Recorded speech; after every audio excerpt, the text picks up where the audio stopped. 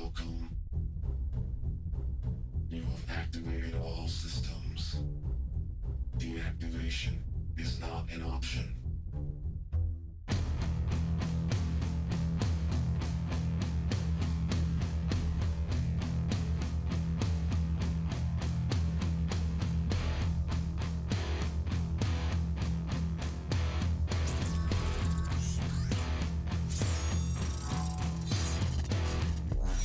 The end is where we begin.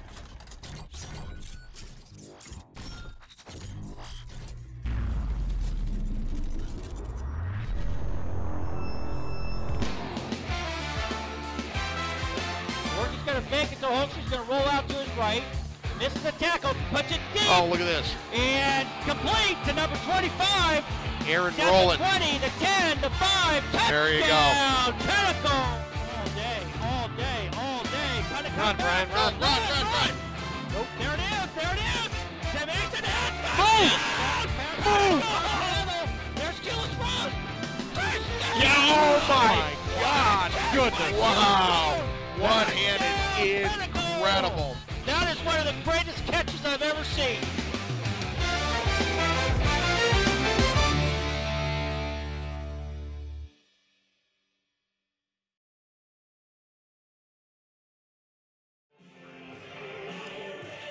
Welcome to Pinnacle High School. Welcome to game number 2 for the Pioneers. I want to welcome everybody tonight. Myself, Tim Storrs, Todd Dixon, and we have Rich Piper down on the field. We're at a full crew tonight, which is pretty cool. This is going to be game 2 for the Pioneers, game 1 for the Mountain Pointe Pride. Pinnacle is coming in tonight ranked number 1, which is pretty unbelievable. First time in school history. First time in school history. Last week they beat Perry, which was Pinnacle was ranked 4, Perry was ranked 3, and Pinnacle knocked them off. Yep. And I was downstairs, so this is my first game back up live, folks. But they knocked them off pretty easily last week. But tonight, I think the Pioneers are in for a little bit of a test. They are 0-3 against Mountain Pointe over the last 3 years. This is year number 4 that these two teams match up. Mountain Pointe is a team that is kind of grounded pound. They are very physical, very fast. But, you know, Spencer Rattler is our quarterback, which you're going to hear all year about us talking about him and the team and the speed. There is a lot of speed on this team this year. A lot of weapons. We lost a couple of key players to inter-school transfer type thing, and but no loss of any weapons. So tonight is going to be a great game, a great matchup. Again, we want to welcome you. It's a beautiful Friday night here. You know, a little rain out there in the distance, but I think it's going to stand clear of the game. I think we're going to be clear all evening, and we're going to be in for another great season. I think an exciting season, Todd. You know what, Tim? I've been waiting 7 years to say this. I'm going to borrow from Gene Simmons and Kiss. You wanted the best, you got the best. Yes, the hottest exactly. team in the state, Pinnacle. Yes, right now they are. Here we go. I mean, just you take a look side by side. You know, that win last week was humongous for this squad. And actually, Perry was ranked 2nd by AC Central, 3rd by Max Prax. Yeah. But if you go side by side and take a look at this, you know, we put up 59 points last week, gave up 33. What did we do in total offense, Tim? 602 yards. That's crazy. 428 through the air by Spencer Rattler. And Spencer Rattler is, I believe, the all-time high school football record for passing is 10,489 or something like that. He is close. And yes. he is knocking on the door. He's about 500 or 600 yards away from hitting 10,000, so he should break that record this year. And we'll save the surprise for later, but there's going to be a record broken by Spencer tonight. All-time Arizona high school record. We'll wait till it happens. All right. And then we'll do a shout-out. Todd is the stat guy. He just lives and breathes this stuff all week long. He does not speak to his family. He does not talk to his wife. Nothing. It's just all Pinnacle stats during the football season. Like, what are you doing at 2 a.m. on a Wednesday night? Exactly. So, hey, look, it's a lot of fun. I want to say I appreciate Dana Zupke wanting us back this year, so it's good to be back. It's a lot better than what's on TV nowadays, so sit back, enjoy the ride, folks. of former players here. We all had kids come through the program. But Rich, I coached his kid 2 years ago. Yeah. You know, so it's really fun to be plugged into the program for this long. Let's go back a little bit to side-by-side here, Tim. So we put up 602 yards last week, but we allowed 501. So Perry, we faced a pretty good Perry offense. Those kids could play. Oh, absolutely. And turnovers. They had a younger brother Purdy at quarterback over there last year. Kid's a player. And he's good. He's got a few more years under his belt too, or actually this year and next year because he's a junior. But they're going to be a team that's going to be one to watch as time goes on too. And but with no discredit, you've got JD at quarterback, right behind Spencer Rattler, and that's the tail of the tape. It's something in the water up north there. First, you got Brian Lewerke. Shout out to you, Brian, if you're listening. Michigan State QB. He set all kinds of records last year as a sophomore, being talked about for the Heisman Trophy. You follow him up with Spencer Rattler, who, by the way, congrats to Spencer. The USA Today top 25 list, top 25 players in the country. Spencer, the only quarterback on it, came in at number 20 2 days ago. Yes, and out of Arizona, which is pretty impressive. But Brian, if you're out there listening, and all you Spartans out there, I know, Brian, I was reading that you're going to be a team captain this year. Congratulations to that. It's just awesome to see where your career is going. I think you're going to have a phenomenal season. I think they open up next week against Utah, I believe it is, or Utah State. I'm not sure. As you guys open up your season, so on that hats off. Should we give a shout out? Rich, where are you? Roving reporter Rich is at the 50-yard line out there. You're going to have to watch him tonight, folks, if they get him on camera. Rich, you want to say hi to everybody? He's been practicing cartwheels in his off season. So we'll get Rich live here, coming up here soon. But he'll be doing interviews in the audience, and he just dropped the mic, technical difficulties. But so hey, how about a couple of keys to victory tonight, folks? We're 5 minutes and 20 seconds away from kickoff. You want to see a fun matchup tonight? Spencer Rattler, our quarterback, against the number 12 ranked senior prospect in the state, and he is a defensive back. His name is Laceria Pleasant. Yeah. I was reading about him. Yeah, he's up there, so that's going to be a great matchup. He's got Florida, CU offered, Missouri, Nebraska. This kid's a player. But you know what? If they put him on, and he's obviously going to play one of Pinnacle's better players, but you know what? You've got Caleb Covington back there and Quentin Powell, two absolute speedsters back there, incredibly shifty, out in the open, and he's going to have his hands full with those two individuals. Here's the tail of the tape, Tim, from last week. Spencer had 7 different receivers that he threw to, 4 of which had 4 receptions and 2 with 3 receptions. So here's the deal. We're not keying in on one guy. Spencer spreads the ball a lot of weapons. So well. A lot of weapons out there. Yeah, I mean, and Caleb Covington, let's give a shout out here. Guess what? 147 yards receiving last week on 4 receptions for an average of 36.8. Caleb in the slot now is scary good. Todd, I meant to ask. I don't know what happened, on the defensive side where Pinnacle is going to really have to play defense tonight against a very physical Mountain Point team, and that's kind of their history. They are going to put points up. They are going to ground and pound it. But you know what? Last week I did not see number 4 Thans Dixon in the game. He's still in the program. Yeah, so I know he's out on the field. I don't know why he didn't play last week. Maybe he was nursing a little bit of injury. He was fully suited and ready to go. So yeah, he's part of a very talented linebacking crew. Okay. And on that note, who really showed up huge last week from the linebacker position? Amrik Juntanen. Yeah, 14 tackles last week, folks. That is huge. Yeah, he had a great game, and Franklin was in there too as well with a great 9 tackles. Yep, great game too out of him. So, look, there's a lot of depth in this team, and that's why we play at this level. One guy comes in, the next guy that comes in, or one guy goes out, the next guy that comes in is just as good. You don't lose anything with that. They're get fresh deep legs. Linebacker. You got it. They've got some good players, and the defense last week. Amrik was basically the main guy. He was a running back last year. Matty Goodlow, the junior that is now taken over at running back. Right. Spencer made a comment that this might be the best running back in the state. That's a heck of a statement. I saw that. And Goodlow, I saw him at the lower levels coming up into the program, and he has really gained some size this year. Big kid. Yes, 6'1", 190. Yeah. So he's a nice combination. He's got the speed of Covington, and he's got kind of the power that Juntanen has. He's kind of a blend of the two. Right. So, credit to the coaches to figure out a way to get Caleb Covington on the field at the same time that you have Goodlow. And then what do you do with Juntanen? Well, let's just put him on the defensive side of the ball and see what happens. Holy smokes, he lit it up. Well, folks, before we get underway here, I want to give a quick shout to our sponsors. The Pinnacle Football and the Pioneer Football Club would like to personally thank all the dedicated sponsors for their generous support in helping all the Pinnacle football student athletes reach their goals on and off the field. Please make sure you stop in and visit our sponsors for you or those that are out here local on your day-to-day routine, and thank them for supporting the program and our kids. We have a new championship level sponsor this year, which is Hayes Cooling, Heating, and Plumbing. Hayes Cooling, Heating, and Plumbing. It pays to call Hayes, the last HVAC company in Phoenix you'll ever need. The most dependable provider of quality-driven air conditioning service, repair, and maintenance in the Greater Valley. Visit them at HayesCoolingAndHeating.com for details. Well, some other keys to a victory tonight. Tim, you hit it on it earlier. They're returning their quarterback, who's got a baseball scholarship to ASU, and he's a good player.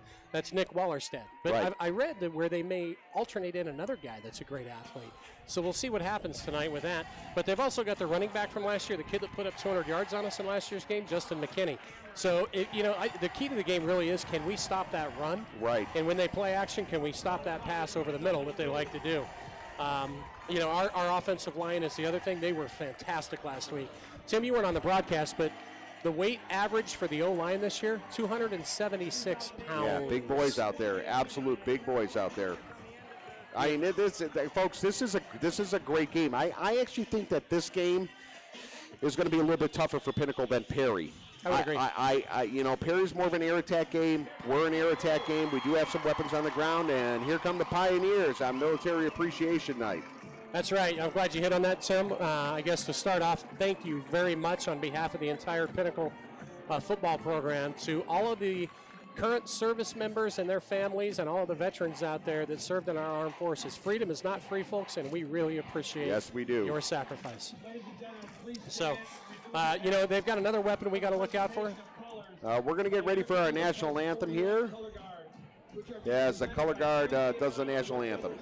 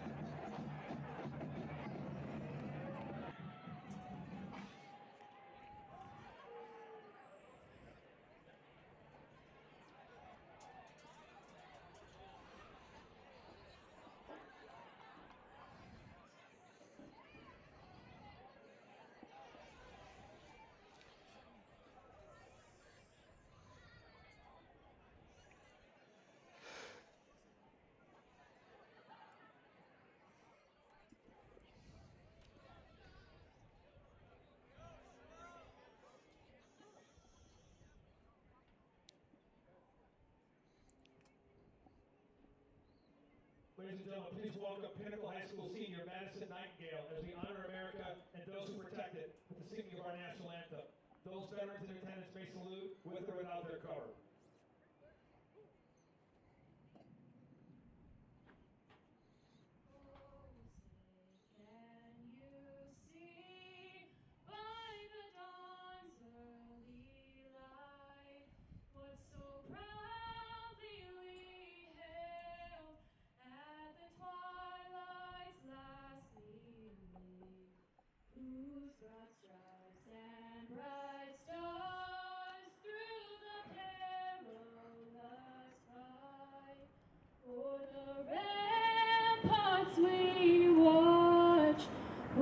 So gallantly streaming, and the rockets red glare, the bombs bursting in, and gave proof through the night that our flag was still there. Oh, say does that star-spangled banner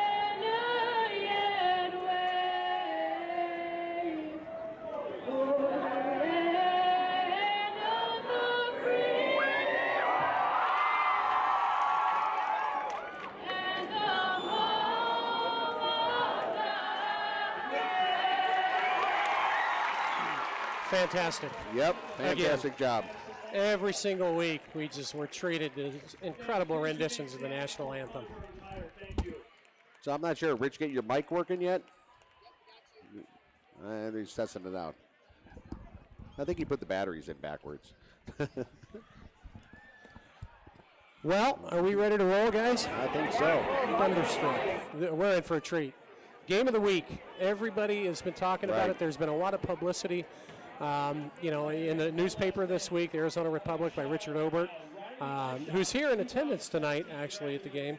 But they had a great piece on Spencer, possibly being the most popular high school football player in the entire country. So our captains tonight for the Pinnacle Pioneers, obviously number 2, Spencer Rattler, number 23, Quentin Powell, Almick Juntanen, number 25, and number 70, Matthew Mickelson. I can't make out the numbers on the other side there, Todd. I got 22 for Mountain Pointe, and that would be Jarek Dixon. That's the tight end, defensive end, 6'4", 215. He's a load. 44, I believe, is Anthony Diedrich, another tight end, defensive end.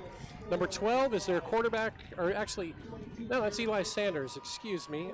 Running back, 12? linebacker. Is that 12? Oh, 72, I'm sorry. 72. Yeah, my bad. That's Alex Vogel, 6'2", 270.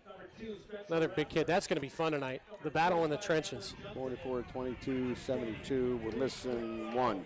Yeah. Oh, no, they only have 3 out there. They only have 3 captains. Okay.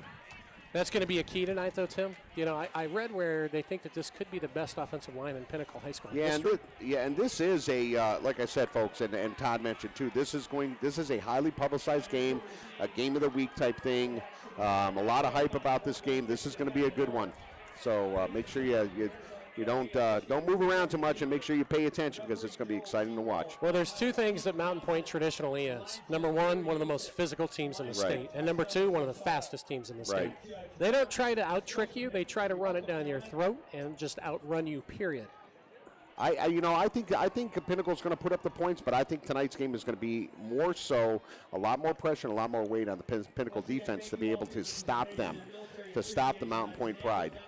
That's going to be a major key factor there, and it's going to be in unison. I mean, yeah, Pinnacle gave up some points last week, but Spencer's going to rack them up. I really believe that. He's got a lot of weapons, like we said earlier, but it's going to be exciting to watch. Well, and this week we get to start on offense. Last week we started on defense, so you'll see the kick return team, special teams coordinator Eric Ardall in his 2nd year. See if he's got some tricks set up. We've got a number 44, which I don't know who is. I don't have a number 44 for Pinnacle on there. And a number 28 is Jack Havner. I don't know if we can get some text or something like that on who number 44 is. Yeah, I'm not sure. I don't know if they changed the jersey number. Yeah, It's not on. All of our stuff comes from Max Preps. That's where we get everything. So you're right, Tim. I don't recognize that either. But in any event, and who else is back deep with him? Did you catch the other return? Is that Kewis? I mean, not Kewis. No. That's Jack Havner, number 28. Okay, the corner, starting corner. And it's going to be a short pooch kick, going to be fielded at about the 25. Makes a cut over to his left. Nice little hole up to the 35, all the way to the 37. Nice return by the up back on the kickoff return team, and that's Juntanen, number 25. Yes, and that's going to put Spencer Rattler with a lot of room and some nice open field position there. Hang on to the rails because the riot is about to begin, and that riot is the Pinnacle offense, led by number 2, Spencer Rattler, the top high school quarterback in this great United States of America. Ranked by ESPN, by Max Preps, just about everybody, 5-star recruit, future Oklahoma Sooner, and he's surrounded by a lot of talent, ladies and gentlemen. Great line up front. And let's see what Pinnacle starts off with right away. We're going to go with a Twins left look, Spencer under center and an up back look, and we're going to hand the ball off up the middle to start. Goodlow, number 33. And he's going to be all wrapped up with nowhere to go there. Well, it's that defensive line for Mountain Pointe. They're no joke. They're good. No, they've always been like that. They've never been no joke. No. The gentleman's got his jersey rolled up. I can't make that number out. If it's 53 or 56, can't see that number there. Your offensive line today, your left tackle is Tosh Baker, number 79, 6'9", 250, basketball scholarship to NAU offered for him. You've got Matt Mickelson, number 70, one of the team captains on that line. We'll come back to it. Spencer in the gun, trips left. He's going to be under a little bit of pressure. Makes a nice move, and he's looking downfield. Unloads the cannon. It's complete for first down yardage at the 41 of Mountain Pointe. Makes it look easy, doesn't he? And that was Jack Jepson, number 22, on the reception there for the Pioneers. Jepson, solid receiver. Had a lot of action last year. He's joined on that receiving corps by Marcus Libman, number 3. You have Jacob Brady out there, and this time Spencer's going to be in the gun. design rollout to the right. He's going to fire the cannon, and again, it's complete this And that's time a to Libman. Yeah, Libman. So first down yardage. Let's go back to the offensive line and pick up the rest of the guys, Tim. Number 60, I believe, is Adna Oda. He's your right guard. 6'4", 350, folks. Wow. And an athletic 350, can I add? That's a beast. It's ridiculous is what it is. We'll get some more numbers here in a second. You see number 77, that's Dylan Milbrandt. He's your right tackle. Shane Sunday, number 81, is your tight end. Yeah, he's one to watch, too. He's a big target out there, Shane Sunday, number 81. Pinnacle's going to overload the left side, and it's pound ball time. And here comes Goodlow. He's going to make a move. Still on his feet up to the 20-yard line, close to first down yardage. Yeah. May have gotten there. It's always 10 at a time, Todd, 10 at a time. The stats last week, it was just ridiculous, what this offense pulled off. 602 yards of total offense. That's insane against the second-ranked team. So 2nd and 1 from the 21 for Pinnacle. Spencer's in the gun. Twins right. Another design rollout. He's got an open receiver. Look at it. Libman. Libman at the 10. That's another first. Down Gain to of about 6. 15 there. I heard great things about Libman in the camps and the offseason. Came up from JV. First year as a starter. He's a player. Last week, Libman had 4 catches for 66 yards and a touchdown. You know what I'm noticing, Todd? He's really mixing it up. A lot of different targets here. So, they can't really. Mount Split's going to have a hard time keying in on one particular receiver. A lot of weapons. He spread the ball around so well Absolutely. last week. Overload left again. Spencer's going to look for that lead draw, and it's going to be shut down for, looks like, no gain. I'll bring up 2nd and goal. Goodlow, Isaiah Anderson, number 55 on the tackle there for Mountain Pointe. Well, and to round out that that offensive line, you've also got, I believe, Verbalitis is in there at center, I believe, number 60. So Spencer in the gun, trips to the right. I've got Odea at number Is it 60. Odea? Yeah. Spencer's going to throw into the end zone, and it Libman. looks like that's a touch. Yes, touchdown. Touchdown. Third Quick six reception of that for drive. For Libman. Was that 3 on that drive? Yeah. Holy cow. Boy, he Yep. came out of the gates firing. So it looks at, Rattler and the Pinnacle offense made it look very easy there. 10:06 left in the first quarter here, and Pinnacle's up already 6-0. I'm not kidding when I say this. I think the Pinnacle offense would score on half the colleges in the country. I don't know. I don't know about that, do. Todd. I mean, I just do. some of these boys are big, but, I really believe that. But you know what? As they move up, really the believe freshman, the JV to varsity, the game just keeps getting faster and faster and faster. That would be a Brian Lewerke question right there. So, Well, maybe not Michigan State. Yeah. I'm talking the smaller colleges. Okay, all right. But still. So the PAT is good. And last week on PATs, folks, I had an error. I want to apologize to the family of Dominic Percy. I'd called out Jansen Malvik the entire game, and that wasn't true. Yeah, Percy kicked a little bit. Yeah, he did. And they're sharing some duties tonight. Number 82 is Jansen Malvik, and Dominic Percy's number 87. Last week, Jansen was 5 for 5 on PATs, and Percy was 3 for 3 with a field goal. So back deep for Mountain Pointe, Eli Sanders, number 12, and Washington, number 6. And we'll see if we get the right kicker. That's going to be 82 kicking tonight. 82 is Malvik, and I'll be curious to see. The wind is in our face a little bit. Do you dare kick deep to these athletes? You know one thing I've noticed is the last few years, I would say 6-7 years, we have had phenomenal kickers. With huge legs. Yes. I don't know if we got that kind of length this year, with both kids. They're both juniors. Right. They're growing yet. Yeah. So we'll be seeing what special teams coordinator Eric Arnold decides to dial up here with the kickoff team. Special teams have been very special the past year, and we are going to go deep. It's going to be taken, though, by the up back at about the 14-yard line. And he's down because once they he doesn't have to be touched. That knee goes down, he's down. So credit to tackle to Mountain Pointe on that. Horton, number 30, with that catch and return, but that's where it's going to be. So, you know what? You got to like that field position to start. The 14-yard line, we'll take that all day long. So here's going to be the test of the Pinnacle defense. And a defense that, they played pretty well last week against a good, and I mean a good offensive team that's going to put up points all year. They did give up 502 yards, though. So, that's going to be the thing to see how they stop things this week. And here you are. You've got number 96 at the left defensive end. Is that correct? That is, I want to say, is that Clark Rea in there at left end? And I'm sorry, left end. 96. I got 90. I got 95. 95, Clark Rea, defensive end. 52 is Big Sam. That's Akwabu. Ababu, and he's a load. He's at the left tackle position. And then we've got at the right end position is number 9. And am I reading that correct?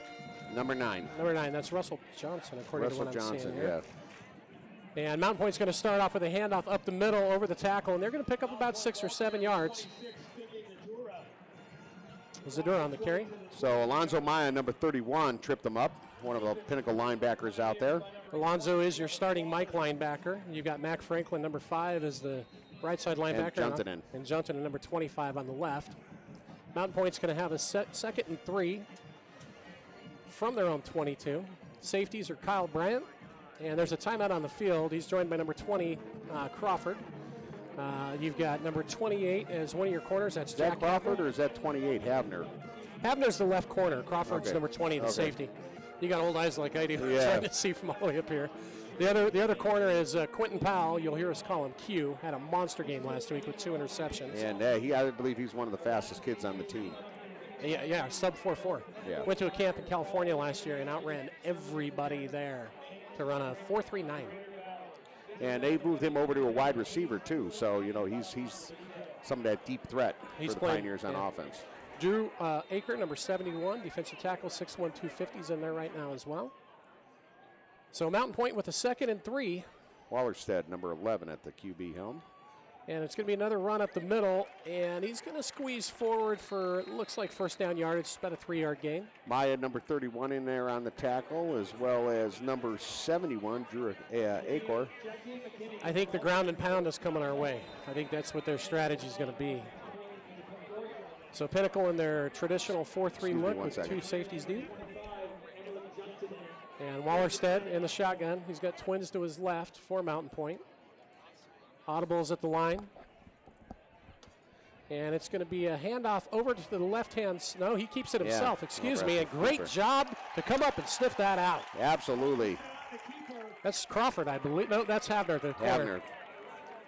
So that's great. It's some testament here to how the defense looks so far. That's awesome. I hope they play like that the whole entire game. With forward progress, they're going to give them maybe a yard, so we're going to have a second and 9. 8:50 and counting in the first quarter left with Pinnacle up 7-0. Offense made it look easy like they always do. Mountain Pointe's going to come out with a trips formation to the left. And Wallerstedt, who's got the baseball scholarship to ASU, in the shotgun. And we got a fumble on the ground. Look out, folks. Ball still loose. I think we might have it. If that ball went behind Wallerstedt, number 11. Pinnacle Pioneers are signaling us. And it is. Turnover, Pinnacle. Third on the year. Who's the man that came up with that one? Is that Sunday, number 81? Shane Sunday, number 81, defensive end / tight end. Look at it, and that's huge. Just like last week, a quick turnover in the first quarter. We're going to steal momentum. We're 0-4 in lifetime against these guys. Let's see what happens tonight. And last year when these two teams met, we gave up the ball twice. Yeah, we were down 2-0 on the turnover battle. And they didn't give it up at all. So. Well, and they put up a huge amount of yards on the ground, too. So that is gigantic, folks. So with 8:25 left in the first quarter, up 7-0, here comes Spencer. 21 yards for 6 more if he can get it. The mammoth offensive line that averages 276 and a bunch of talented receivers. Matty Goodlow in the backfield. We're going to have Covington, number 1, Caleb Covington, up in a little bit of an up-pack position. And that's going to be I believe that's going to be an offsides on encroachment on Mountain Pointe, number 31. Yeah, we'll take it. That's 5 yards easy way. He reached over before that ball was snapped and tapped Shane Sunday on the shoulder. Can't do that. A little love tap, right? Yep, can't do it. The official was right there. So that's going to be a free 5 for the Pioneers. That'll create 1st and 5 from the 16-yard line. Spencer's going to go under center with twins right and an I formation look. And it's going to be a handoff to the fullback, which is Covington. Look out, 10 to the 5. And he just slipped trying to make that move. And he saw daylight. Now you're seeing the creativity of offensive coordinator Mike Brown, who was just inducted in April into the Hall of Fame, Arizona Sports Hall of Fame. We call him Doc Brown from the movie, what was it, with Michael J. Fox back in the day? Back to the Future. Back to the Future. Oh, my, come on, man. I know, I'm losing it here. So that was Gibson, number 2, on the tackle for Mountain Pointe. So imagine the mad scientist in the room coming up with every formation under the roof. And that's what he does with these kids, and they pull it off. Another great look. So that's going to create first and goal. Ah. Spencer's going to hand it off to Goodlow up the middle. And that's a touchdown, Pioneers. Matty Goodlow. Was that Goodlow or was that Maya? Oh, sorry. Yeah. Let's was get the that number. Goodlow? It is Goodlow, number 33. Yep, Matty Goodlow. Last week he had how many? He had 2 touchdowns last week. This will be his 3rd on the year. So, yes, our number 44, we just got word because we didn't have him on our roster there, is Kenji Rowland, number 44. Yes. Kenji had a monster game last week. Did very well. And they're going to blow it dead. In for the extra point was number 82 for the Pioneers. And that's Percy. Oh, Percy. Okay, so Malvik. We've got Jansen Malvik in for the extra point. 13-0. Oh, Malvik 82 is, okay, Yeah. and 87 is Percy, correct. Correct, yeah. That really got me last week. I wasn't watching close enough. So, again, I apologize to the family of Percy for that. So, 13-0. PAT pending. 8:15 left in the first quarter. Kick is up. And just like a wedge with backspin from 50 yards, it's good. 8:15 left in the first half, and the Pioneers have jumped on top, 14-0. Just like last week. So hopefully this is sending a statement right off the bat. Well, it is. We're 0-4 lifetime against these guys, and here's the deal. Every time we've lost to them, you know what they've done? They've out-physicaled us, if that's a word. Yeah. They beat us at the point of attack and outran us. Well, that was caused by the turnover there, and we came away with some points, which is phenomenal. It's gigantic. I mean, this is like carbon copy to last week. Right. So the Pioneers coming back up. That was good, right, Tim? I'm looking at the scoreboard. It was, yes. Okay, it says 13. They forgot to tack it on, I guess. So here, you know, if you make your living on the kickoff squad and you play for Pinnacle High School, you're going to get a lot of work. Yes, exactly. And you know what's funny? Like last week, I noticed, like I said, I was downstairs over the stadium last week, folks. I noticed that, you know, the Pinnacle offense was, you look at time of possession, I think Perry might have had the ball a little more than we did. Our defense seemed like they were out there quite a bit. Well, we had 2 or 3 one-score drives. Yeah, That exactly. helps. So, you know, with Spencer throwing up some quick points like that and making it look easy, yeah, the defense is going to be on the field a lot. And here comes the kickoff. We are going to boom it deep this time. And again, I think that was Malvik on there. At the 5, at the 10. He's going to That's over to Washington the on the 15. return. Good coverage. Great coverage. Take him down. Yes, 16-yard line.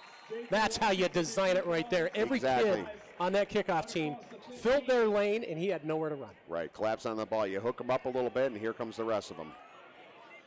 Boy, that was impressive. So, pretty good kick from Malvik. I mean, we're going into a wind here. Well, not really, not now. Yeah, not now. It's died down a little.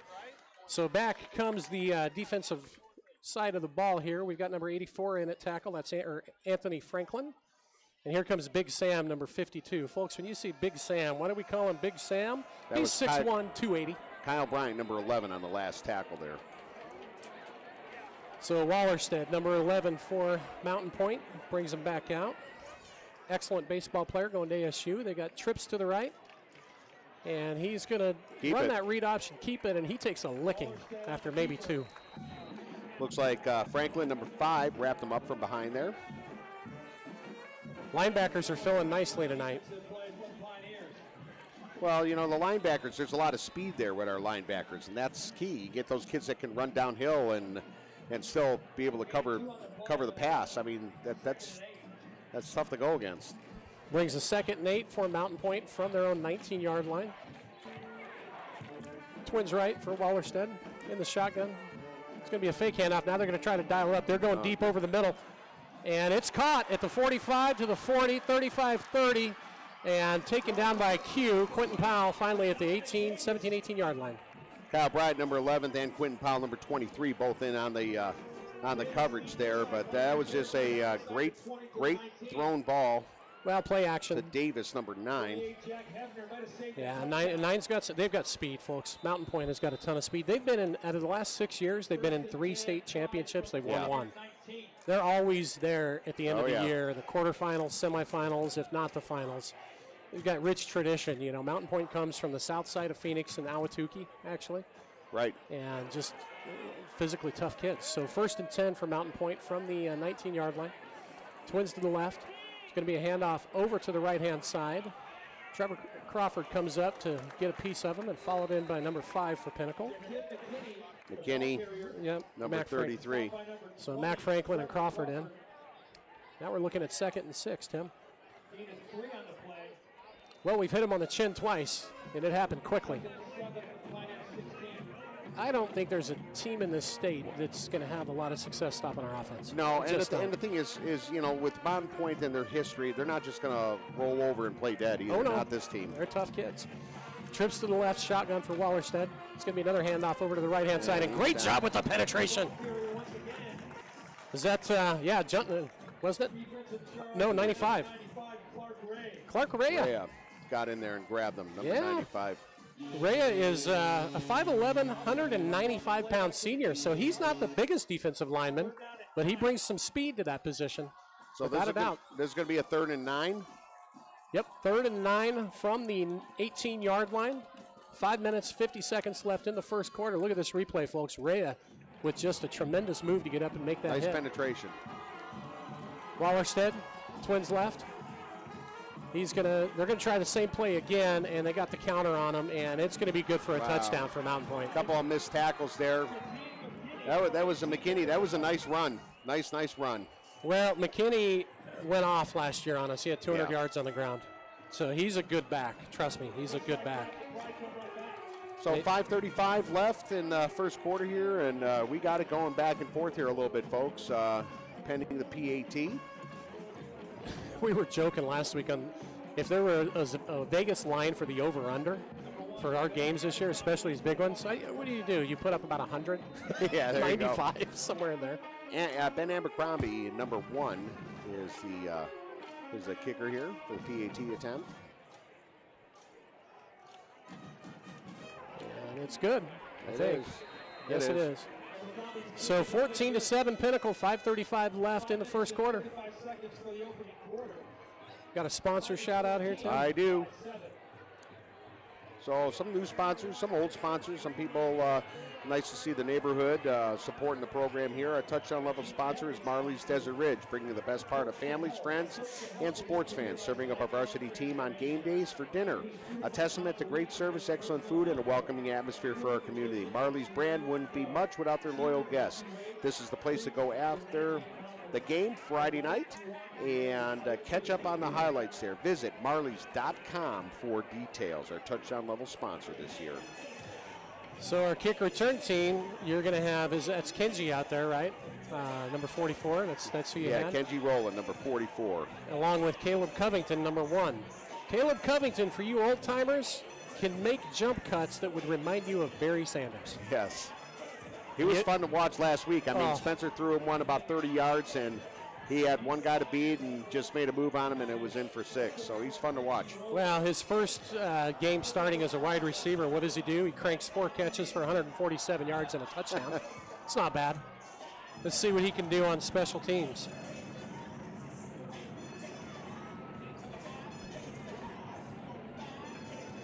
Not much of a wind tonight. We do have some clouds that may roll in, folks. We may get rain down here in a while. Full moon. I don't think it's going to rain. Beautiful night for football. All around us, but not Here's here. kick. It's going to be up, and this is returnable. Rowland's going to take it at about the 10, fumbles it forward to about the and 13. It bounces out of bounds. Bounces out of bounds about the 9 or 10. So not the best field position you want to start with. It was a pretty good kick by their kicker to put it in that spot. So have you ever heard the term the Zupke Dome?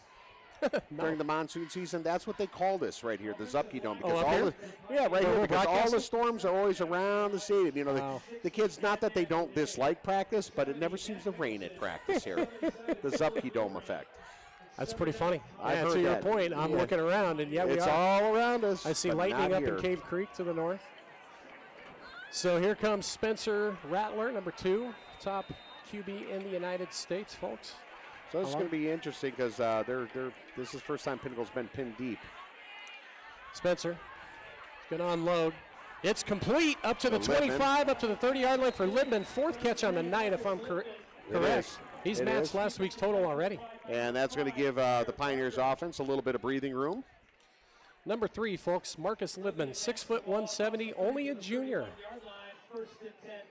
There's a very talented senior and junior class.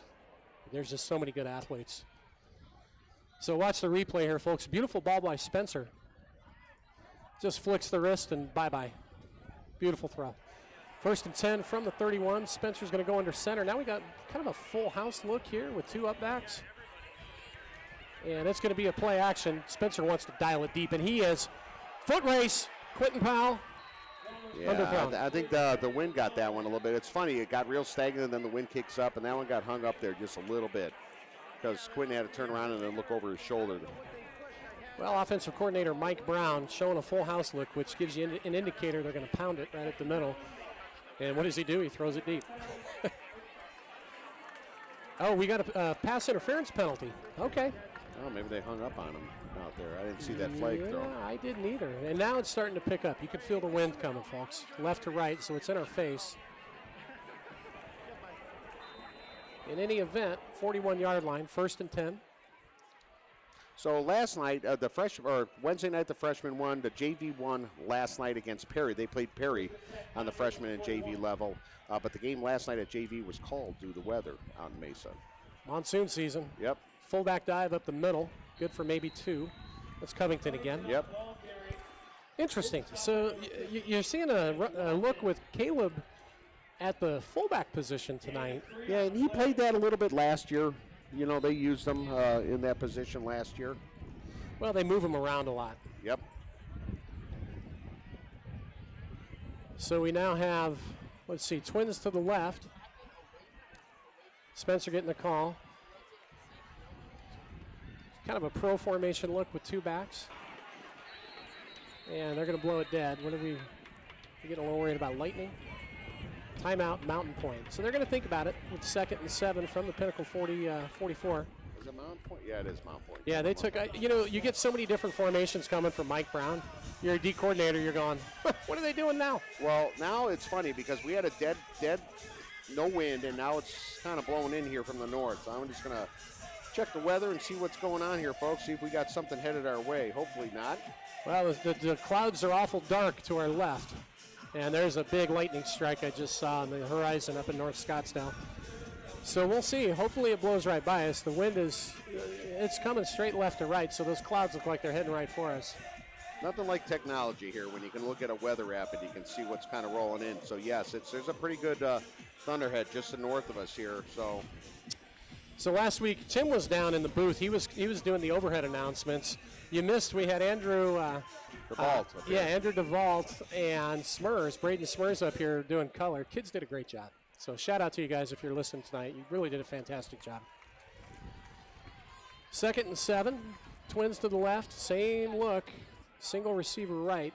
Spencer in the gun with the 2 up backs. And Mountain Pointe with kind of a 4-3 look with the outside backer kind of coming in. Almost got Mountain Pointe to move there. Yeah, they may send some pressure. Nope, just rushing for Spencer back to throw. Swing pass. No good. That was intended for Shane Sunday, number 81. Threw a little ahead of him there. It's going to create a 3rd and 7 from our own 44.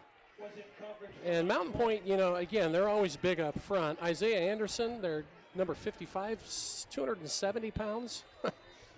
He's a load. Oh, yeah. And number 44, Anthony Diedrich, 6'4", 230. And he's the kid that's got some offers, some D1 offers coming his way. So the O-line's got their work cut out for him, no question. Spencer in the gun. 3rd and 7. Yep, twins right. Single back. Spencer's going to look to his right, unloads quickly, and wow, those receivers really got kind of hung up there. Libman, number 3, was the intended receiver, but they got kind of tied up here. So here comes in the punting team for the Pioneers, and our punter is number 2, Spencer Rattler.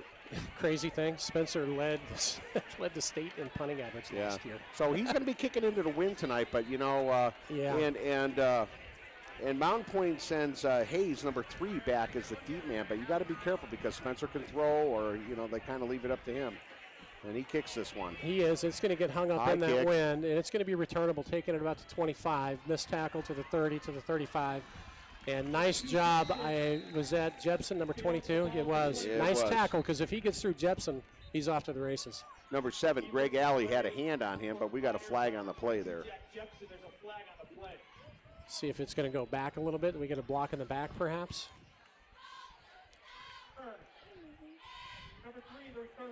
Yep, it's going to go against Mountain Pointe. So that helps field position-wise. Well, 7-point lead, 4 minutes, 28 seconds left in the first quarter. And Mountain Pointe gets a stop on, last week we weren't stopped in the first half at all. No. They're talented. They're tough. They're big. Always a challenge with these guys. So Pinnacle back out on D with the 4-3 look. Kind of a cover 2. Trips to the left. Oh, empty set. Trips left, twins right. Here comes Wallerstedt. He's going to run it up the middle. He's got a little bit of a hole, too, to the 35. Ooh, taken down. big hit there by Junton at number 25. So up to the 37. That's good for 8, though. To the 32-yard line. Nothing's working.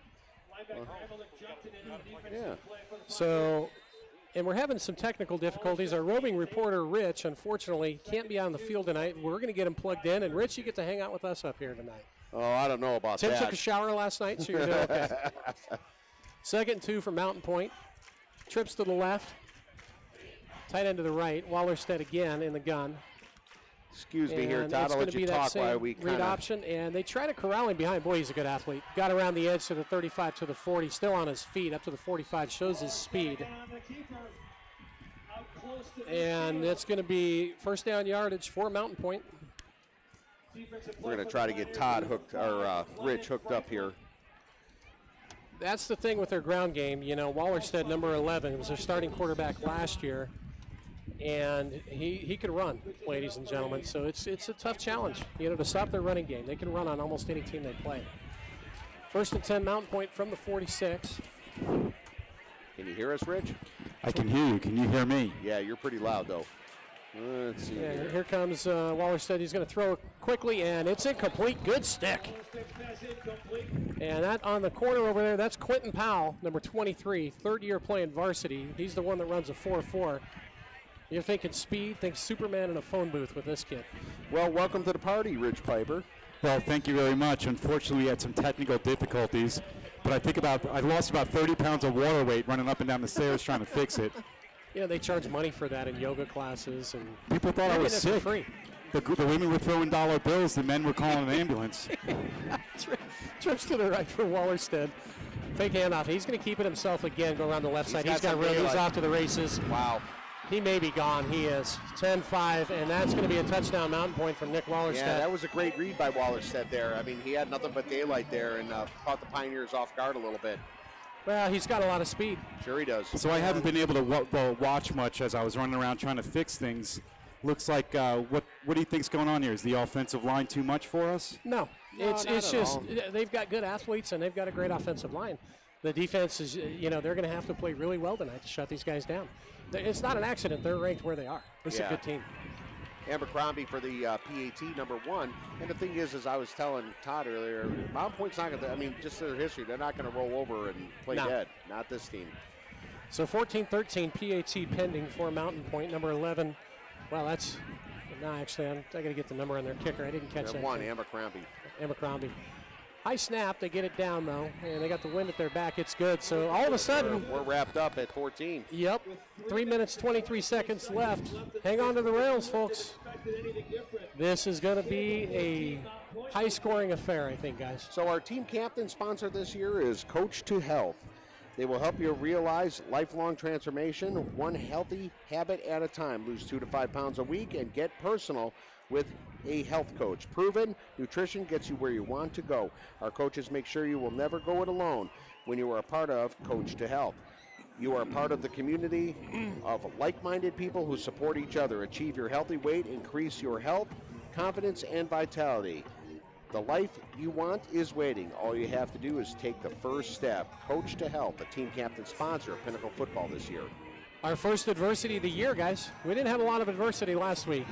This is going to be good for the Pioneers to go through this. Mountain Pointe, one of the 3 toughest teams we play this year on the schedule. The toughest team is going to be J. Sarah, according to Max Prep's In a couple rankings. weeks. And we go on the road for that. By the way, folks, the broadcast crew gets to go on the road and go to California with the team. That's going to be a good time. That's a first. And Todd's taking us all deep sea fishing.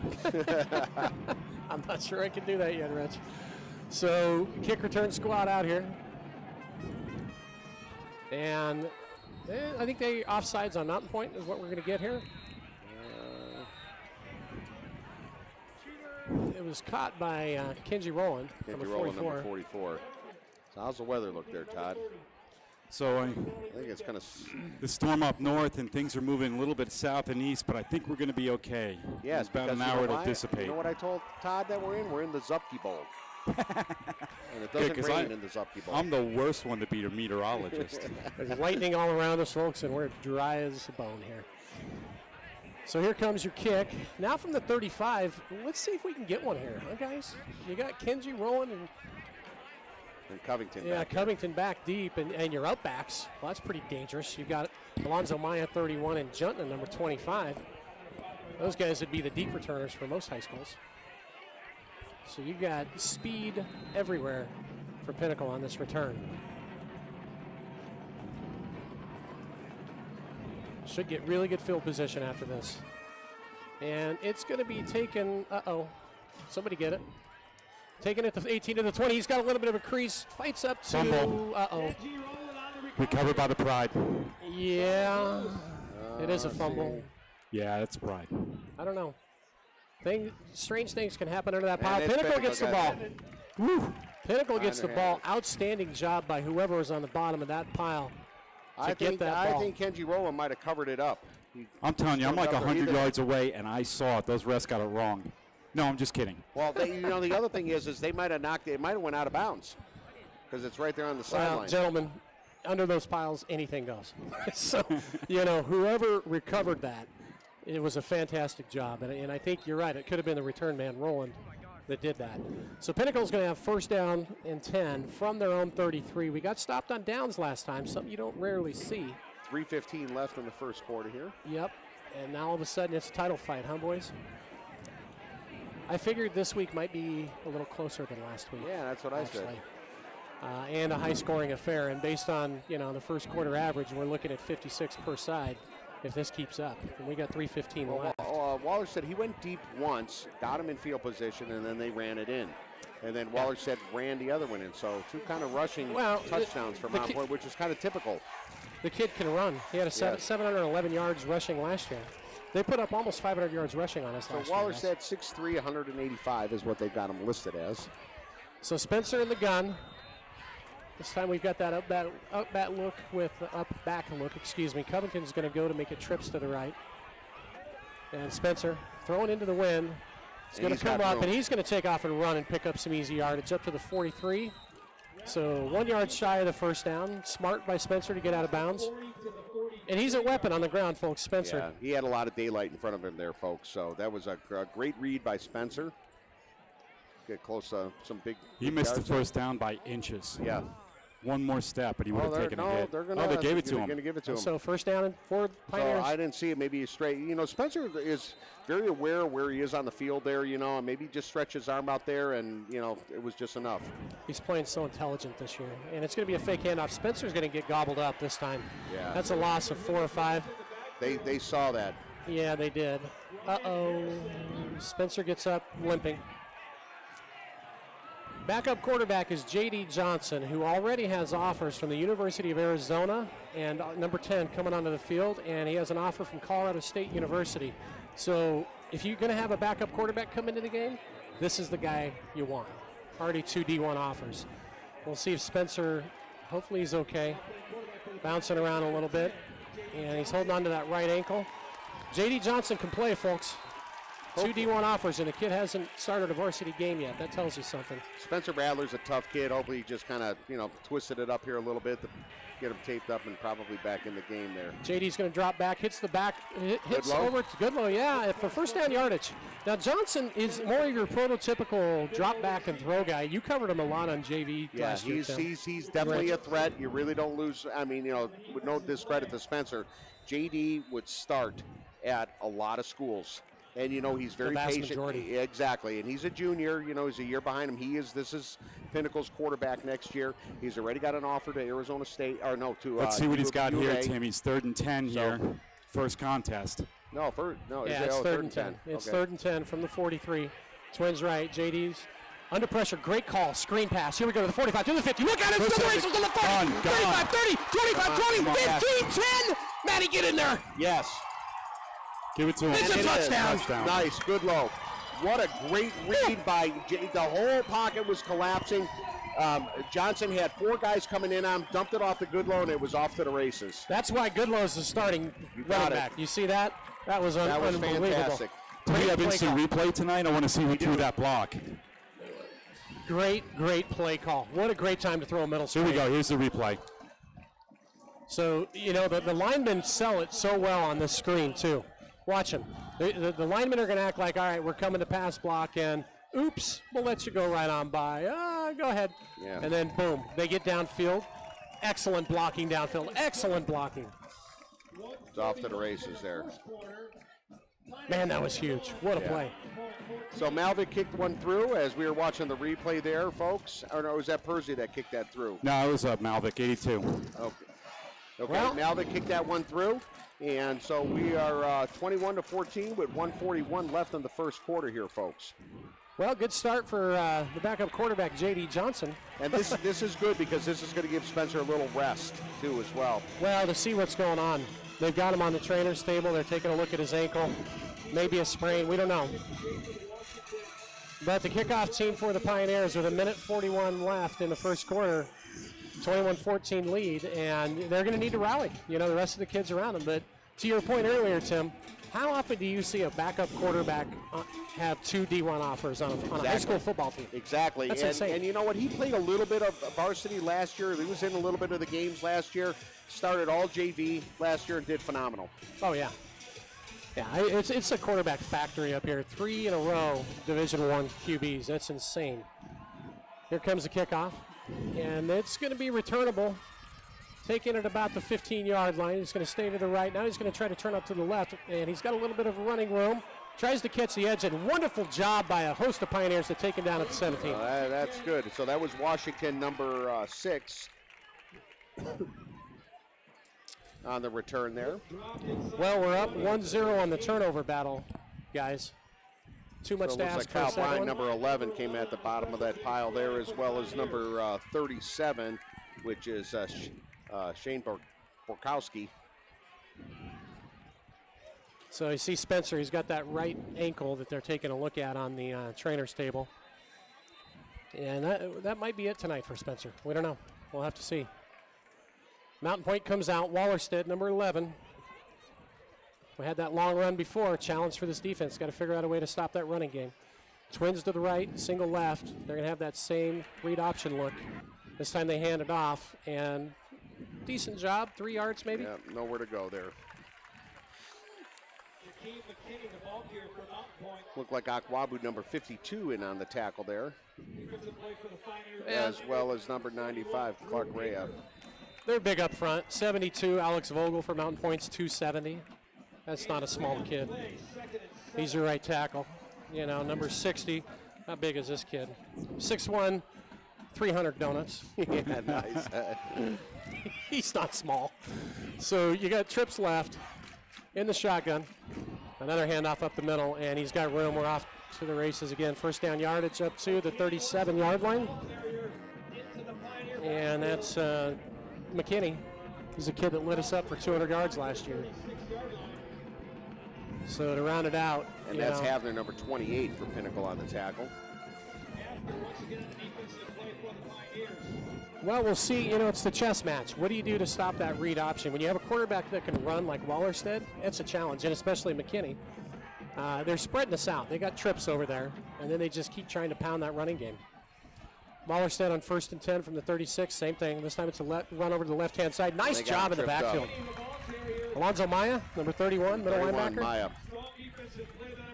And McKinney got tripped up by Maya, and that was great. That's because he had a little bit of daylight ahead of him if he could turn that corner. Maya's a good athlete. You've seen him at running back a little bit last week. Yeah. Once they, he's the starting Mike linebacker, or middle linebacker. Had 8 tackles and 1 for a loss last week. Well, the thing is, Todd, is there's the running backs. All these kids, Maya, Juntanen, Goodlow. There's 3 running backs there. Greg Alley can play running back too as well. I mean, there's a lot of them. There's a lot of diversity there. There's a lot of depth there. All these guys can shuffle around. You got Covington back there. You got Q that can be back there. There's a lot going on back there with those guys. Well, so the end of the first quarter, 21-14 Pioneers.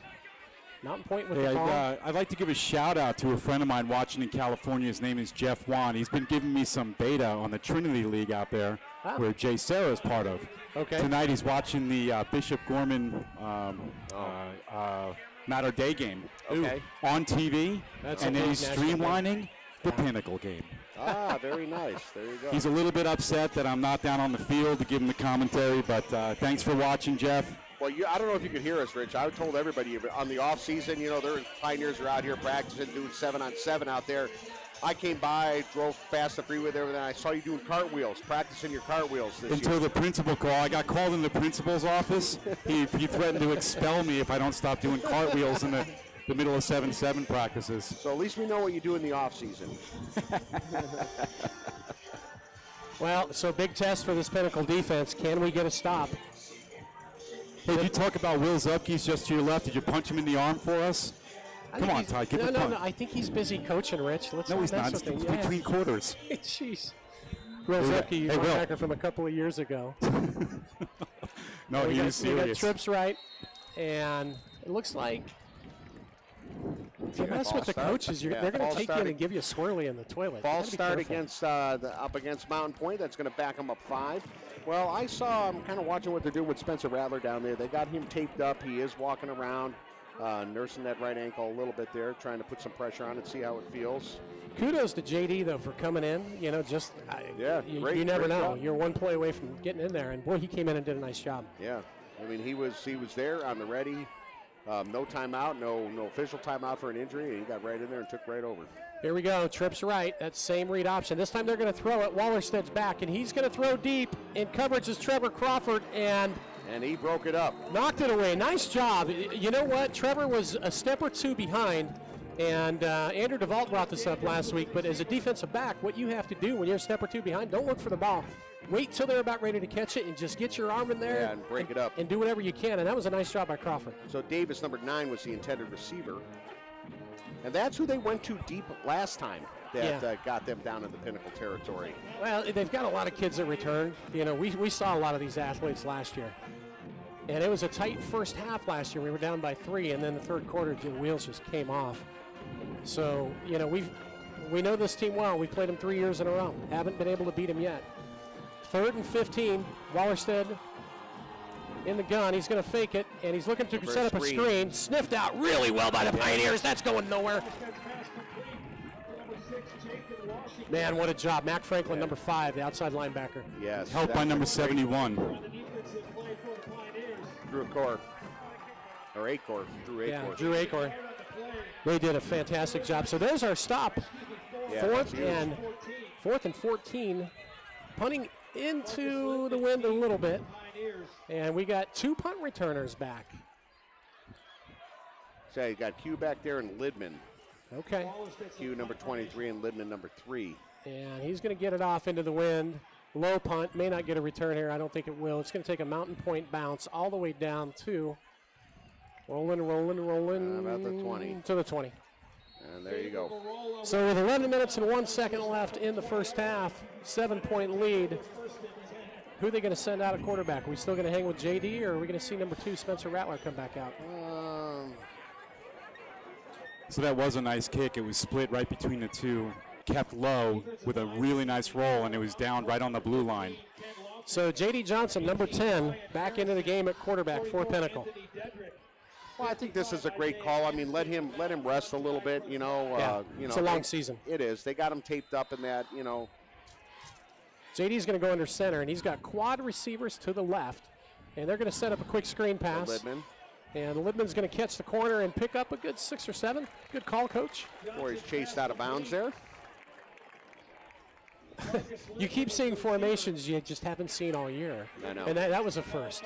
We saw the diamond formation with quads last week to one side, and this time you got the traditional 4 receivers left. I mean, different. How do you prepare for that if you're a defensive coordinator? You don't. And as the team perfects, as it gets later in the season, you see even more. Yeah. Wasn't it last year in that one game where we did everything was the double wing back? Yeah, it's one tackle. It's the triple option. It's a double wing triple option. Evan Maxey pointed that out to me last week. They scored a school record 77 points on it on Desert Mountain. JD's going to hand it off over the middle, and Nope. Good low. Good low for a yard. It's going to bring up 3rd and 8. So you might see a little more conservative. 3rd and 3. calling. 3rd and 3, sorry. Some more. Are we going to go a little more conservative? You know, just to kind of get untracked. We've got the wind at our back now. From our own 27-yard line.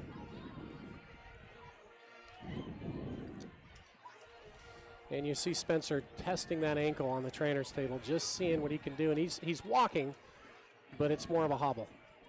JD from the gun. He's going to look to his right. He's got his receiver open. It's complete, beautiful pass and great catch. Libman took a pretty good lick back there too. He got hit by Pryor Baker, number 5. Great catch. What a great throw. Yeah, Libman's really kind of coming into his own. He had a lot of catches and a lot of touches last week, and it's good to see him getting a little bit of service here tonight too again. So move the chains. Johnson going to hand it off up the middle. There's nothing doing there. Yeah. Going to bring up a 2nd and 10. Good goal got wrapped up by number 44 there, Dedrick. You know, I think Mountain Pointe, if you watch their linebackers and what they're doing, they're really kind of keen on the run here. Yeah. They're not expecting Johnson, especially with this wind, you know, and being thrust into the game like this, to uncork it. But Johnson's got an arm, too. Oh, man. That last throw that he had to Libman for the first down, that flag pattern at 25 yards to put it on the money like that is not an easy throw. Twins left, Johnson under center. Good load in the backfield. Play action. He's going to unload it quick. Complete over the middle. St. Sunday to the 40, to the 35, all the way down to the 31. Great call by the Pioneers there. It gets them deep into Mountain Pointe territory there. And that's the first time we've seen him actually go to Sunday, kind of coming out of the tight end there. Just kind of sneaks out there, goes through the middle, kind of unnoticed. Shane's a big kid. What a great throw, too. Yeah. That ball had a little pepper on it, boys. Yeah, it was a great call. A little hot sauce on that throw. So Johnson has got the Pioneers moving with a 7-point lead, 9:14 left in the half. Twins to the right, split left, shotgun. And it's going to be another play action. This time we're going to throw behind the line to Covington. He splits the gap to the 30, to the 25, to the 20, down to the 15. How did he get through those two guys? I'll tell you how. He stopped, hesitated, and then turned on the jets. Just kind of ducked down and dove right through. Let's see if we get a replay on that. Yeah, that's that Barry Sanders jump cut move that we talk about. Holy smokes. Just snuck right through him. It's like, okay, guys, I'm just going to go right this way. Splitting the uprights. Yeah. They're like, we got you. We got you. He's like, no, you don't. And I think the Mountain Pointe players, they ran into each other like Keystone Cops. Well, you know, the thing is Covington's 5'10", 175 pounds. So, you know, it's about getting low, protecting that ball, and he just shot right through there. So lead dive play, if you will, with two backs, and that doesn't really go anywhere. It's going to bring up 2nd and 10 from the 15. That was good low with the touch there. This is a big drive, guys. So here's the replay with what we're talking about, Covington. Watch this. See ya! Right through the hole. Yeah, it's funny. That looks good on film. It looks really good. Oh, yeah. All right, Coach Brown, what are you going to dial up here on 2nd and 10? We're in the red zone, or getting there, inside the 20. Jepson split to the left, Libman to the right. Triple backs, 2 up backs, and we're going to throw. This time we're going to Libman over to the right-hand side, and that's going to be a score for a touchdown. Wow. Libman second on the game. J.D. Johnson, welcome to varsity football. What a beautiful pass. That had such a tight window, and he just kind of snuck it right by that defender. That was phenomenal. Man, I'm telling you what, now do you see why this kid's got offers from U of A and CSU? Right. And there's going to be more to follow, I promise you. Boy, did he throw a beautiful ball. Yeah, there. just snuck it right through. Holy cow. Very, very tight window. Man, that's huge, guys. Huge. So Malvik tacks one more on. So Pinnacle jumps on top, 28-14 with 8:03 left in the first half there. So look, Spencer got knocked down, shaken up here a little bit. You know, I don't think, look.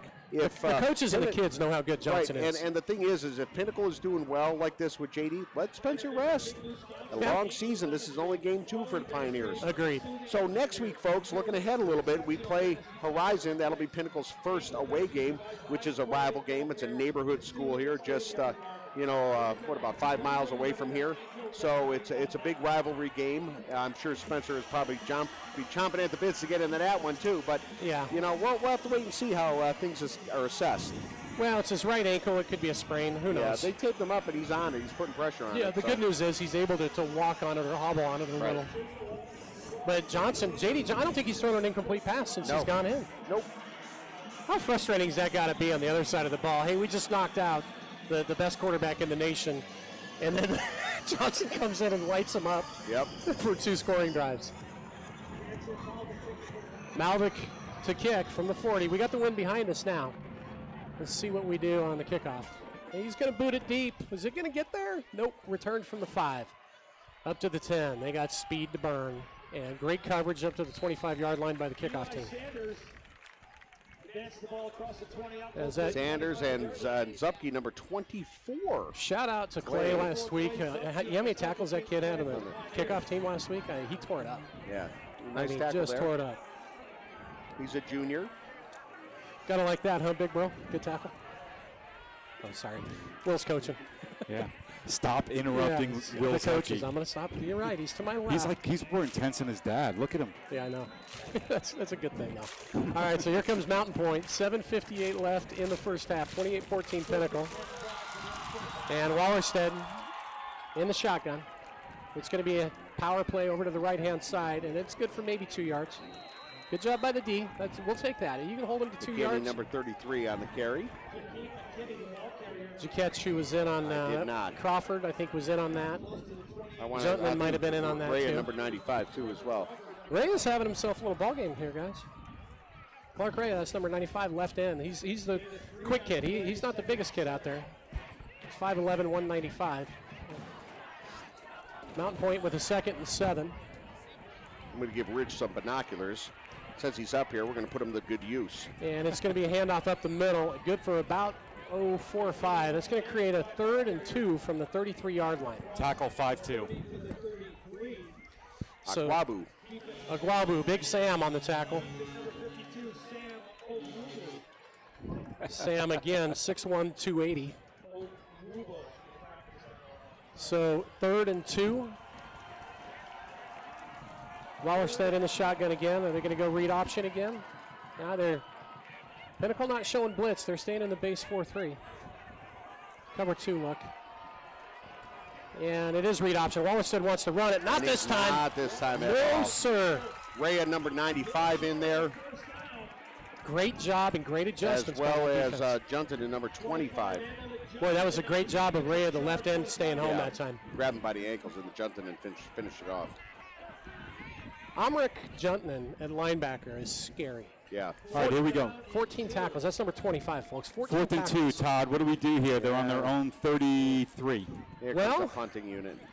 They're into the wind. Are they going to try something cute here? Look, they're probably looking at it going, look, Pinnacle scored on 4 out of 5. We don't have any receivers back.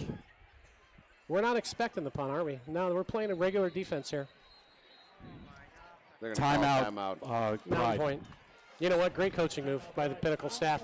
What do you do? And that's special teams coordinator Ardall or Dana may have said, hey, don't even put a guy back there. Just let him kick. In this wind, it's kind of hard to cover it anyway. Right. You know, it is swirling. Right. And you're figuring, we'll let him just down it wherever. We're just not going to give up. You know, keep the starting defense in there. We're not going to give up anything. One of our big blue sponsors this year is Angel Dentistry, quality dentistry to soothing atmosphere. If you're looking for an exceptional dentist, you've come to the right place. Angel Dentistry team provides the highest quality of dental care in the soothing, state-of-the-art environment. Visit them at angeldentistry.net for more details. Big blue sponsor of Pinnacle football. So the starting defense, a couple of modifications. The safeties, you got Zupke and Crawford in there. You got the starting corners, though, with Q. And I want to say, well, maybe not side on the other side. He's pretty deep there. That's Nichols They're just on going the to other side. They're just going to let him kick it away. Yeah, they're not going to give up a fake here. Yeah, that's okay. The wind's going to knock it down a little bit. Poison, get away from the ball. And it takes a Pinnacle bounce. It sure does. Yeah, let it keep going. There you go, guys. All right, good field position. 5 minutes, 40 seconds left. J.D. Johnson, junior quarterback, going to bring Pioneers out. And credit to the rest of that offense for really stepping up. You know, the receivers catching the ball, but just some beautifully thrown balls. It makes the quarterback look good when they can catch him, huh? What is in the water up here? That's the whole purpose of it. How do you get so many good quarterbacks at this high school? I mean, seriously. It's insane. All right, 1st and 10, 41. And, you know, throwing the rock, Mountain Point's now got to look at it going, well, can we really keep stacking, you know, the line against the run? This kid's completed like 5 for 5 on us already. A couple of touchdowns. Trips receivers right, kind of a bunch look for Pinnacle. Under center, single back, Matty Goodlow. Motion by Jepson. And it's going to be a play action. Great throw. It's complete to the 50, to the 45, to the 40. We got a foot race, 7, 35, to the 30, to the 25, 20, and out of bounds at the 16-yard line. Wow, he grabbed him by the, that was a close to possibly a penalty there, grabbing him by the back of the jersey. I think he had him by the jersey, but he didn't pull him down. I think he knew he was going to get horse collared, but pulled him out of bounds, slowed him up for the other defender to get over. Jepson. He was wide open. Wide open. Beautiful play. On a roll out to the right, sorry. That's okay. Jack Jepson, beautiful catch, and another laser from J.D. Johnson. Holy smokes. So, double tight look here with 2 backs, and now we're going to pound it. Here comes Goodlow. Matt Goodlow. I don't know why I call him Matty. I think when he was a freshman, everybody called him Matty. So the momentum's going to get him down at about the 10-yard line. You're thinking of Matt Leinart. There's a poll from the past, huh? It's going to create It'd be nice if Pinnacle put up a few more points here, huh? Well, listen, you're tied at 14, and you're the number 1 QB in the country goes down to an ankle sprain, and you attack 2 more on like this. Right. That's a great confidence booster for this entire team to know that, hey, look, if something happens to Spencer, we got a guy that can flat out play. J.D. Johnson, number 10. Motion. And it's going to be another pounding play. This time Goodlow's going to go up the middle and keeps the feet going. Boy, does he take it. Yeah, forward progress. Yeah, forward progress is going to get us close, but I'm not sure. 3rd and 1 from here. You know, 4 minutes, 40 seconds and counting. Jersey of that lineman for Mount Point, he's got it rolled up there. 4:40 and counting, and now, you know, Coach Brown says, let's slow down. But now it's 3rd and a couple, empty set.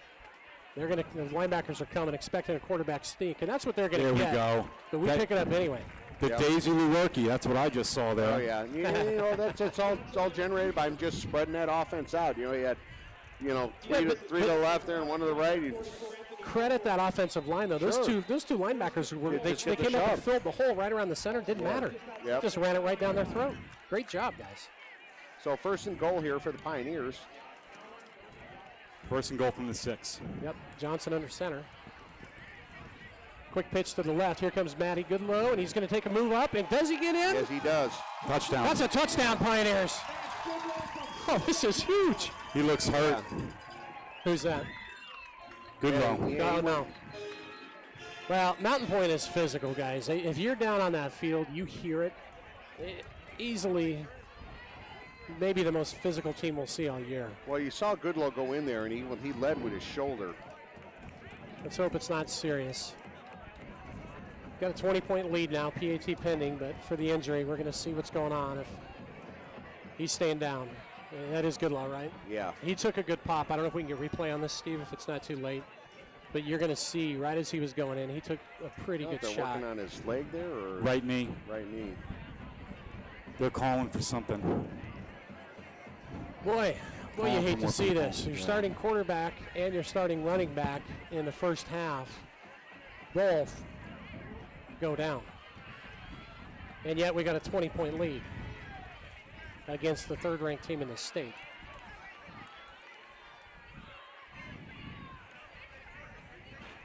So hopefully we're going to have a little bit of break in the action, obviously, when they look at Matt Goodlow, see what's going on. We've got plenty of tailbacks, though. There's a lot of adjustments that we can do if, unfortunately, Matt's going to be out for a while. Goodlow. He's had a heck of a first half, too. Great blocking on that play. You just hate to see that when they grab the knees, man. You just hate to see that. Well, and last week stayed relatively injury-free. And they were physical. Perry was physical last week. I don't know if they're as physical as Mount Point, though. He's coming up. Goodlow gets a lot of touches. Standing him up. That's a fantastic sign. Now he's hobbling. Yeah, it's his right. What is it with the right angle? Or the right ankle, I guess, if you will. Well, So offensive coordinator Mike Brown will make some other adjustments, and you're going to see some other running backs coming in here now. I wouldn't be surprised if they put number 44, Kenji Rowland, into use. You can, like I said, you got got Junton in back there. You can go with Maya. Your starting linebackers, Dunton and Maya, both can not only play that position, but play it well. Junton was one of your feature backs last year before he moved over to defense. So Jansen Malvik for the PAT. Yep. Trying to get a 21-point lead, 4:05 left in the first half. That's great. Go into halftime with a it's 34-14, lead. folks. PAT pending. And now there's going to be some room over on the trainer's table. Wow.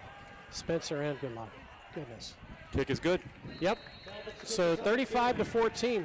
With 4:05 left in the first half here. There's an old saying in football, guys, next man up. Yeah, I mean, Pinnacle's taking a couple of shots there. Yeah, well, to their biggest offensive weapons. J.D. Johnson has just played fantastic in relief tonight with Spencer going down. And Goodlow was having a heck of a game himself. So, hopefully things go okay. So you see Spencer there on the screen. He's walking around. He's hobbling a little bit. So we'll see. Well, with 4:05 remaining, defense, I'll tell you what, let's credit the defense. Because when all this happened, it was tied at 14. Right, and they're making some stops, so right. that's great. Yeah, and that is really a big key. Like we said before the pregame, that's a big key to this game with Pinnacle coming out on top. Have to stop their run. Because as you can see, folks, we're almost not even quite through the first half here. Mount Pointe is physical. Boy, not what you expected when the game started. I mean, the 21-point lead, I didn't know if we'd go up top that big, but especially with Spencer out, I did not see that coming. But credit to J.D. Johnson and that offensive scheme. It's just, I said it last week, and I think this is the best offense I've ever seen in school history with these guys. Mr. David Lewerke coming up in the booth. Caught at the 5-yard line, up to the 15, to the 20. And it's still on his feet up to the 27-yard line. David, how are you? Excuse me, that's David Lewerke. Can you get me tickets to the ASU game? ASU game? That we all They're like $500 now. Just want a section. Hey, hang on. Halftime, we'll chat. We may have Obert here at halftime too. But if you got a little bit of time, I'd love to catch up with you here. Better yet, can you get the three of us live streaming the ASU Michigan State game? No, that's not happening. Out from the parking lot. So, folks, the father of Michigan State quarterback Brian Lewerke, and also the guy that roped me into doing this broadcast about 7 years ago. Yeah, here I am, still here doing it. Is here up in the booth with us. So we'll hopefully catch a word with David Lewerke here in just a moment.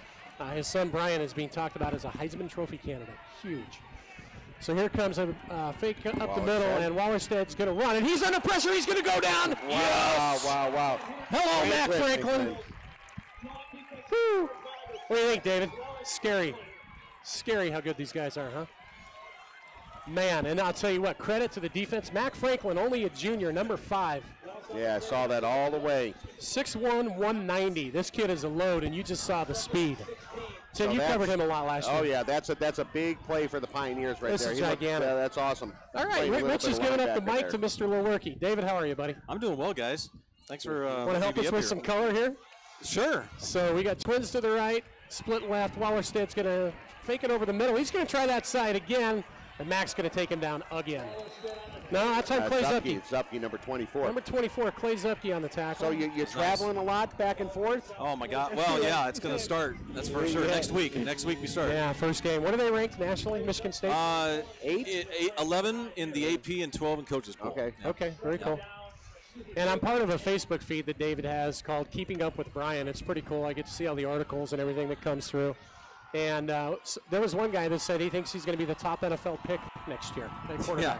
I don't know if he has any credentials or not, but it was exciting to watch, Yeah, kind of cool to see, right? And we're going up top. Here comes Wallerstedt. The guy's got a step, and it's complete to the 30, 25-yard line. That's a great catch. Well, that was a heck of a throw into the wind. You got to give credit to Davis, number 9 on the catch there. He gave enough time for that receiver to run underneath it. That was good. That was actually, I agree with you, Tim. It's a better catch than throw, but that was a good. Yeah, reached out there and pulled it in. Yeah. Well, Dominique Davis, the receiver, number 9, 6'1", 165. As a junior. Yeah, they've always got speed.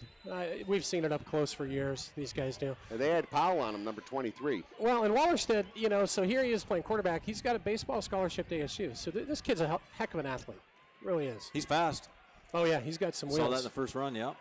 So here we are. He's going to go in the shotgun with the pro look with 2 of them. It's going to be a counter over the left-hand side. Pretty good job on defense. Yeah, they got him wrapped up Alonzo there. Maya, 31. 31 on the tackle there, pulls him down from behind. So did you catch last week's game? I did not, no. I actually was traveling for business that week, so. Okay. Yeah. You know, we hang on. How they look? I mean, it sounds like fantastic. Incredible. You know, and I say this, and it's with all due respect to when our kids played and everything else. This offense that I'm looking at, their line average is 276. Well, okay, so I'm glad to hear that because I'm looking at these lines. Those defensive linemen, the offensive linemen, they're getting pushes all over the ball. They're huge. I want to watch them on this one here. I mean, that offense, it's just fantastic. Well, said on the keeper there. Yep, and nice job. The linebackers are fast on defense. Yeah. We're big on the D-line. The offensive line, Tom Burke in his 11th year coaching here. You know, this may be the best squad he's had. Yeah. It looks like it. They're massive. I was just on the field a few minutes ago. Those are big boys. And how about Spencer going down in the back of J.D. Johnson? I just love that kid, honestly. I mean, J.D. has had a great attitude forever, and I was really pleased to see him get that scholarship with U of A. He's got CSU too. CSU? Yeah, that's fantastic. And more. Here comes Wallerstedt. He's under pressure, and he's going to dump it. And whew, hello, Almeric Junton, number 25.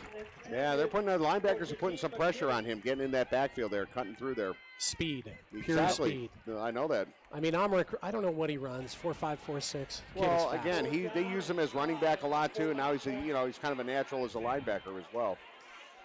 You know, and for Almeric too, I mean, the Pinnacle's always had good running backs. I'm so glad to see him on the defensive side of the ball.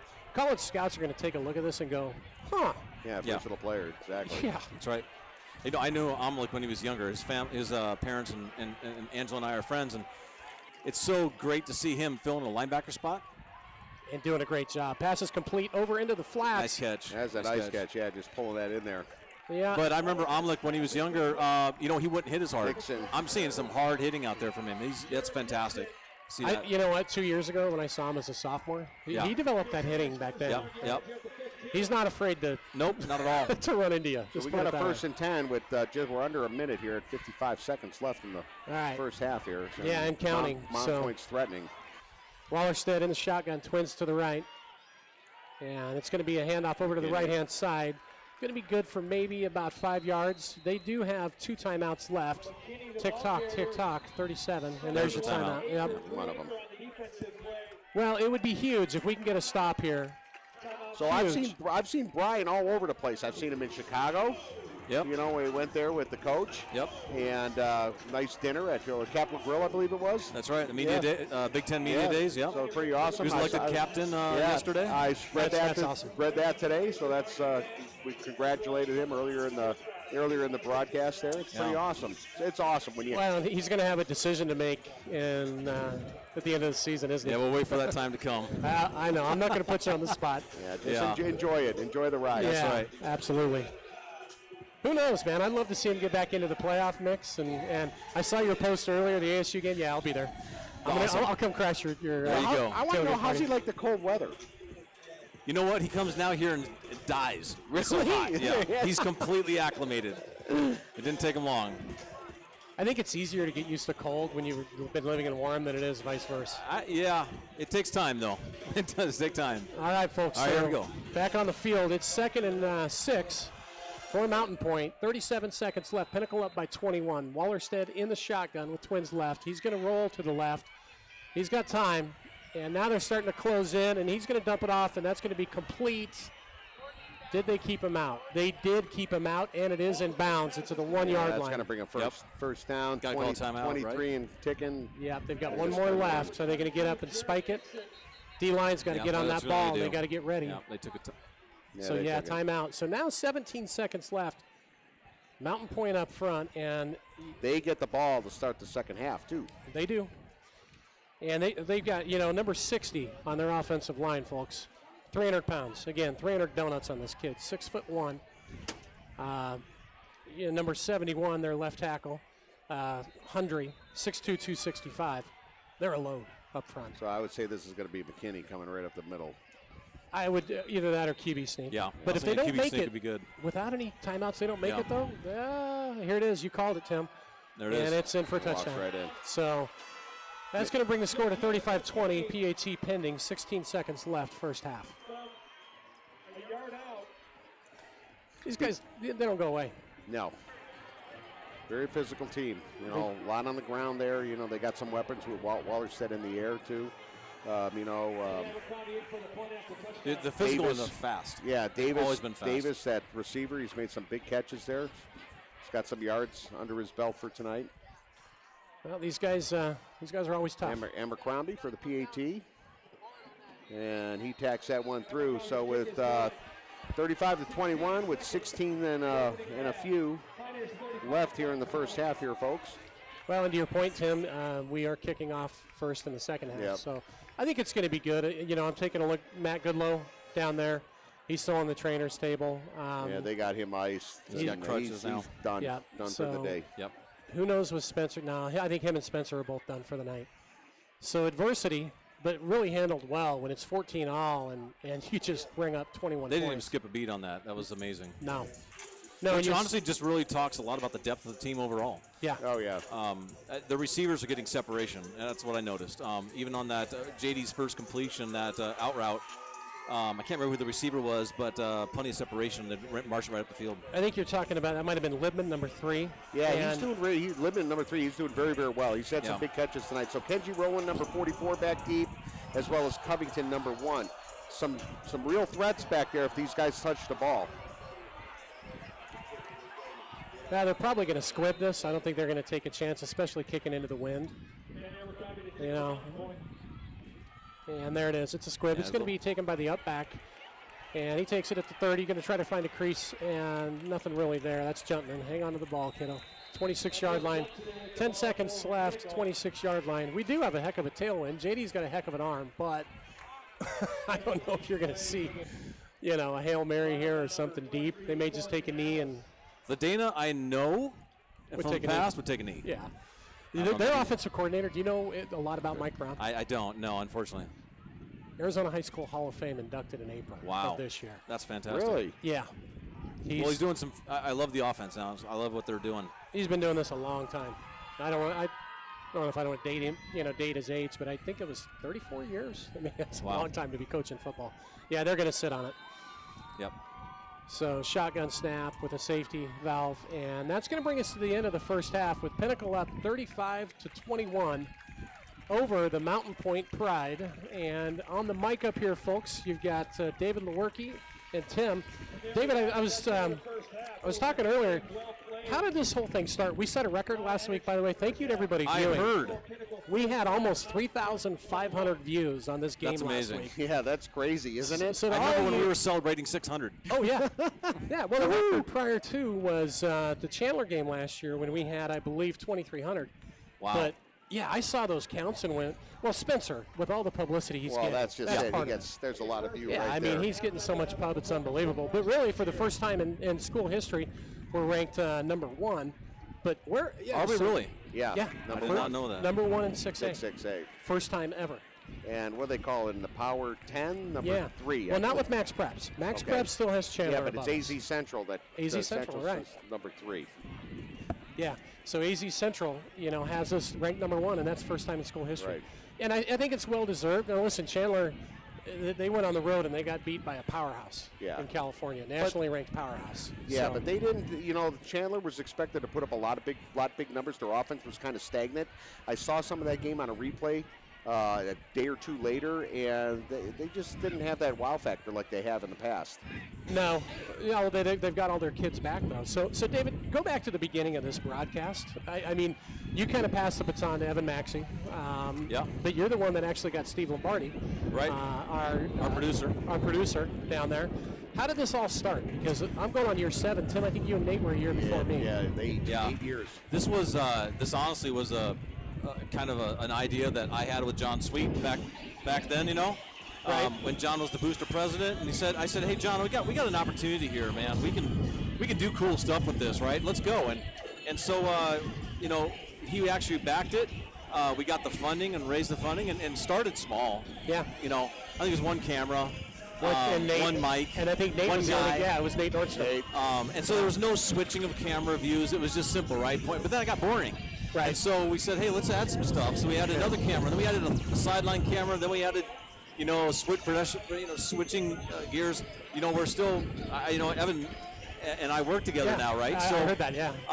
You know, Shout out to Evan Maxey. Yeah, I mean, he's done an amazing job driving this forward, and Steve has too with his dedication.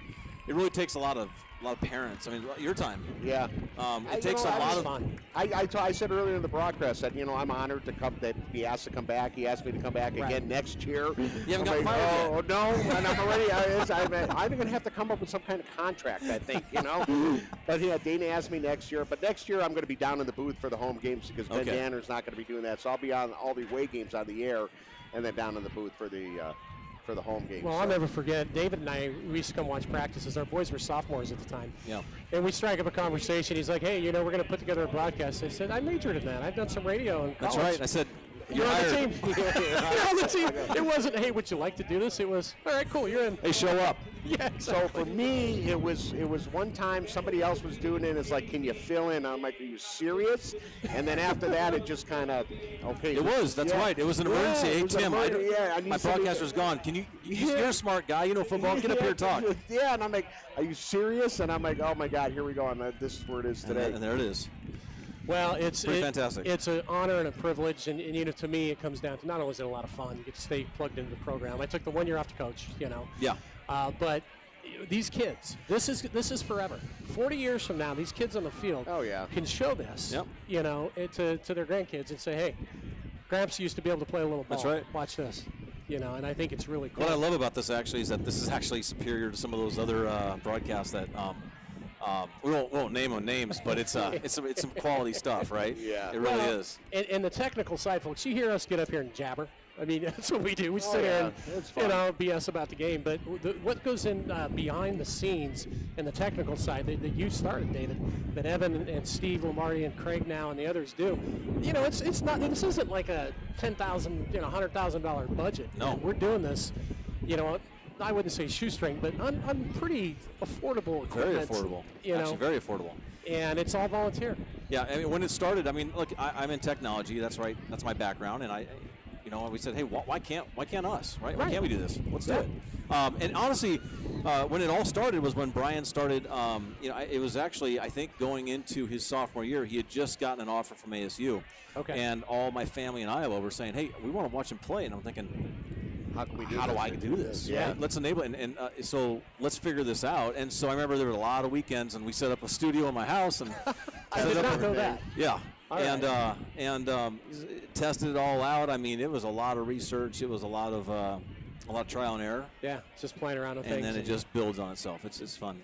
It's a lot of fun. Let's and hopefully everyone out there enjoys it, right? Yeah, I hope. Well, yeah. Well, 2,800 people. I'd be curious to know.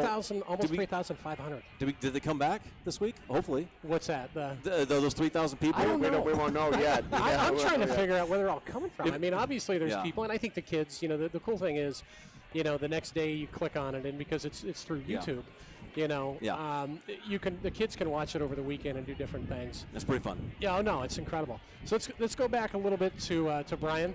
Okay, so quarterback Brian Lewerke, Michigan State, going into his junior year. Set a bunch of records last year. You may have heard of some of the guys before him at Michigan State. Got a name of Kirk Cousins. Have you heard that name before? Yep, I definitely have. Have you had a chance to meet all those guys? I have. Yeah. Okay. They're really, really great guys. Honestly, they really are. Yeah. That's pretty awesome. Well, there's a pretty good tradition with Michigan State. Kirk and Drew Stanton, Brian Hoyer, Connor Cook. Yeah. Even when Drew Stanton was here over the last winter around Christmas time, he invited Brian, and they went out to breakfast in Scottsdale. That's when Drew was on the Cardinals, right? So, that kind of stuff. Drew still texts him now. Just encourages him, and that's pretty cool stuff, right? When they're doing that. All four of those guys still in the NFL. They all are. I thought so. They all are. Yeah, and that's actually pretty unique, right? And it's like Michigan. It's like quarterback U in a sense. Yeah. There. Well, we were talking about Pinnacle High School. Now figure this out. Name another high school in the country that can say this. The starter before Spencer Rattler is being talked about for the Heisman and setting records at Michigan State over the 4 NFL QBs. The guy behind him is voted the top quarterback in the entire nation. Yep. Yeah. And then the guy underneath him that just came in relief tonight and hasn't thrown an incompletion yet without starting a single varsity game. Not one incompletion? No, not yet. Not one. Without even starting a game, he has offers from D1 schools like U of A and CSU. What's in the water? What's going on up here? Well, this is I can't take credit for this. There were a lot of people. I was part of the conversation back when I was talking to Dana about this years ago when our boys were in the program, and I said, Dana, let's go. Let's make this big. Because it attracts talent. Oh, yeah, and when you've got a program like this where you start winning, then other kids want to come to that program. Oh, absolutely. Oh, of course. It's and honestly, Spencer's doing an amazing job, and it's so fun to see JD come up. I'd love to, I can't wait for the next iteration. I'm a quarterback guy, right? So I love. Right. Can't wait to see that next generation. I'm not sure who's behind JD. So Tim would know. He's covering freshman and JV. Well, I haven't seen the JV game yet because the JV played away, so I don't announce for the JV. I saw the freshman. They've got a quarterback on the freshman side. His name is Zach Wren. Okay. He looked pretty good, but it's game one. It's hard for me to assess it because it's the first time I've actually seen him. Need a little bit more tape, huh? Yeah, a little bit more tape. He had a great game. It went kind of back and forth. The freshman came out with a strong start, and then it kind of flattened out, and they squeaked it out in the end. And then last night, I know, like I said, I haven't seen the JV play yet. I will see them next week. But they were out at Perry, out in the East Valley there, and they were winning. I don't exactly know the whole score of the game, but that got called due to weather. But Pinnacle came away with a win there, too. Okay. So, what is it like for Brian now with all of this attention and publicity? And, of course, he's got school. I mean, I can't imagine how insane his schedule is in the fall when you're a big-time quarterback for Michigan State and you're trying to juggle all the practice time with schoolwork time. You know what I blame it on? The haircut. That haircut's becoming famous. Oh, yeah. There's actually people that call for the Lewerke. They go into barbershops in Michigan and call for the Lewerke. Yeah, it's pretty funny. It's become an adjective.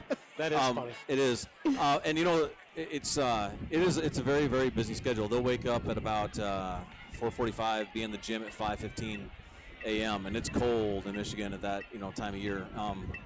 And then they work and they're watching film or they're lifting, doing whatever they need to do. It's about 8 or 9. Go to class until about 1 or 2. Go to practice from 3 to 6, and then have a training table from about 6 to 8, right? And then you do homework.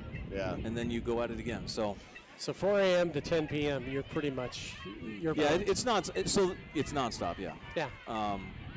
But that's with all respect, that's what it's expected at that level, and that's how you have to. It has to be that way at that level. It is. And hearing it firsthand and understanding it and being a part of the game and what it takes to get to the next level, that's what it takes. Yeah. And it's an honor to be there, honestly. So I mean, that's you really can't complain because it's a heck of a lot of fun. So yeah. Is he excited about coming out here to play ASU? Oh my goodness, you have no idea. That's pretty awesome. He's ready to show the world, and it's gonna be a lot of fun. Yeah, that's gonna be a big game. Big game for him. I mean, just that, family, friends. The Spartan alums are actually we're estimating there might be 20 to 25,000 Spartans here. Wow, that's a big following. It is. It's big. It's big, and they all love coming to Arizona. Well, Midwest football. I mean, it's a religion there. It's like in Texas and. Well, everyone probably 2,500 to 2,000 people are watching this are probably from Oklahoma, right? So that's a good point. The numbers spike. All the publicity that Spencer's gotten and all the articles and everything else, and the Elite 11, what he pulled off there as the MVP. I think so. Yeah. I remember taking Brian on a recruiting trip to Oklahoma, and that campus is absolutely amazing. I mean, I have nothing bad to say about it. That was when Stoops was there. It was very impressive walking into that field and meeting that staff. It was very, very cool. Well, I think Spencer's family's from Arkansas or Midwest. Yeah, his dad Mike was from Arkansas. Okay. I'm not sure where Sue's from. But I'm going to give this prediction. I did it last year, and I really believe, health permitted, okay, both kids stay healthy. There's going to be a time on Sunday, sometime in the future, where the starting quarterbacks both went to Pinnacle High School. That would be really fun. I really believe that. That'd be really fun. And that's hard to imagine. 10 It years ago, if you'd said that, we would have laughed you down. What I think is cool about it is that on a personal level, we've touched him. You know? Oh, yeah. And that's what's cool about it. And they're both great kids. Yep. They are. Yep, they are. And it's you just look at it, the production, and who knows? I mean, Spencer's probably going to redshirt, but he may get on the field next year. I got to ask you, and this is kind of risky to do it on the air, but does Brian have any records left? You know what? Single season, or he's the guy. I think all the career ones are gone because Spencer's been playing all. Actually, so many more years. I'm glad you brought this up. I don't know if there's any season records even though left. I mean, Spencer's just lighting it up. Well, Spencer's a 4-year starter too, so he's had a little more time to kind of do this. So here we go. team records that could fall this year. 2013 yards per catch average was 16.8. That would have been Brian, Brian's year. And you go back to let's see. That's it? Yeah, that's not. Yeah, it's already gone. Well, and these are fantastic. the team records, actually, that come from here. And here's what's pretty amazing, the offensive production. So the average points per game was set last year at 47. Of course, we're on track for average 59. points. That's amazing. Yeah. Passing yards per game, 320. That's fantastic. 428 last week. Completions per game, we're on track to pass that. Passing TDs per game. QB rating, 143. Spencer set it last year at 126. Yeah, and you know what? Spencer's on track. In fact, he said it tonight before he got hurt. The all-time Arizona high school record. 10,000. No, not for yards. Okay. For completions. Was set tonight by Spencer Rattler. Wow. Yes. Congratulations, Spencer. He did. He came into the game tied. So four-year starter, you're going to get plenty of opportunities to do that. Yeah. And folks, Brian was a two-year starter here, played some his sophomore year, I believe. And Spencer got thrown in not starting, though. Yeah. No, not starting. But played a few snaps. Well, and the kid that he followed that was a senior that year also played college ball. Yeah, he did. If you play quarterback at Pinnacle, you're going to play somewhere in college. It's just kind of how it works. But hey, kids out there, it's open enrollment between 8th and 9th grade. We didn't say that. No. Yeah, we can say that. That's just right out of the rules. Here's what's kind of cool. Tackles per game average, Justin Mandrola. Shout out to the Mandrolas, by the way. Yes. He had set the record in 2015. He was averaging 10. Juntman last week with 14 tackles. And from what I saw, he's going to smash that. Covington, the best. Keyless Rose, Brian's favorite target back in the day, was averaging 88 yards per game in the air. Covington, 147 last week. You made the point earlier, David. The difference, I think, with the squad, it's deeper.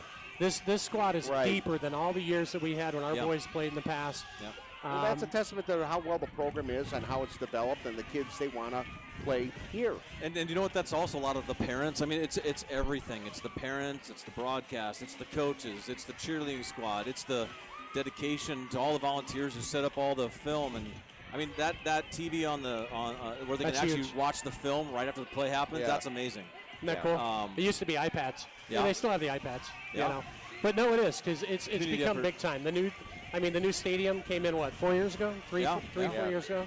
That's right. Actually, the turf came in right before I think Brian's junior year. I think. Yeah. So and that was for the whole PV district. Yep, it was. And for those of you who aren't familiar with Arizona Phoenix football, traditionally the East Valley, they're larger high schools. They actually have higher enrollment numbers. Pinnacle's in the highest classification, but we're not the biggest school by far. No. We're usually one of the smaller ones enrollment-wise. And it's always been an East Valley fest. It's been hard for any North Valley schools to crash that party. But guess what? We're doing it. Yep. This is the year. And I love seeing us up 14 on Mountain Point. Yeah, this is, and we were saying earlier, the David, South and East Valley schools, right? It's fun to see. Pinnacle has not beaten this team. That's what I understand, yeah. Well, our boys' senior year, they got us in the playoffs. And it's always been the same story. How do you stop that run? It's always been the same story. Oh, Brian was terrorized on that in that playoff game. It was against tough. Mountain Point. I have a picture to this day where he almost broke his ankle on a rollout, and man, they just it was a punishing game. They're very physical. That's the one thing they've always been. Coach Norris Vaughn went back to Georgia, so you got Rich Westbrook, who's now, but he won a title or two for one of the West Valley schools back in the day, Desert Edge, I want to say. And he spent last year at Basha, only 1 year there. Okay. And so now he's taken over. They're going to be there at the end of the year. Yeah. I do. Team. We'll see what happens in the second half.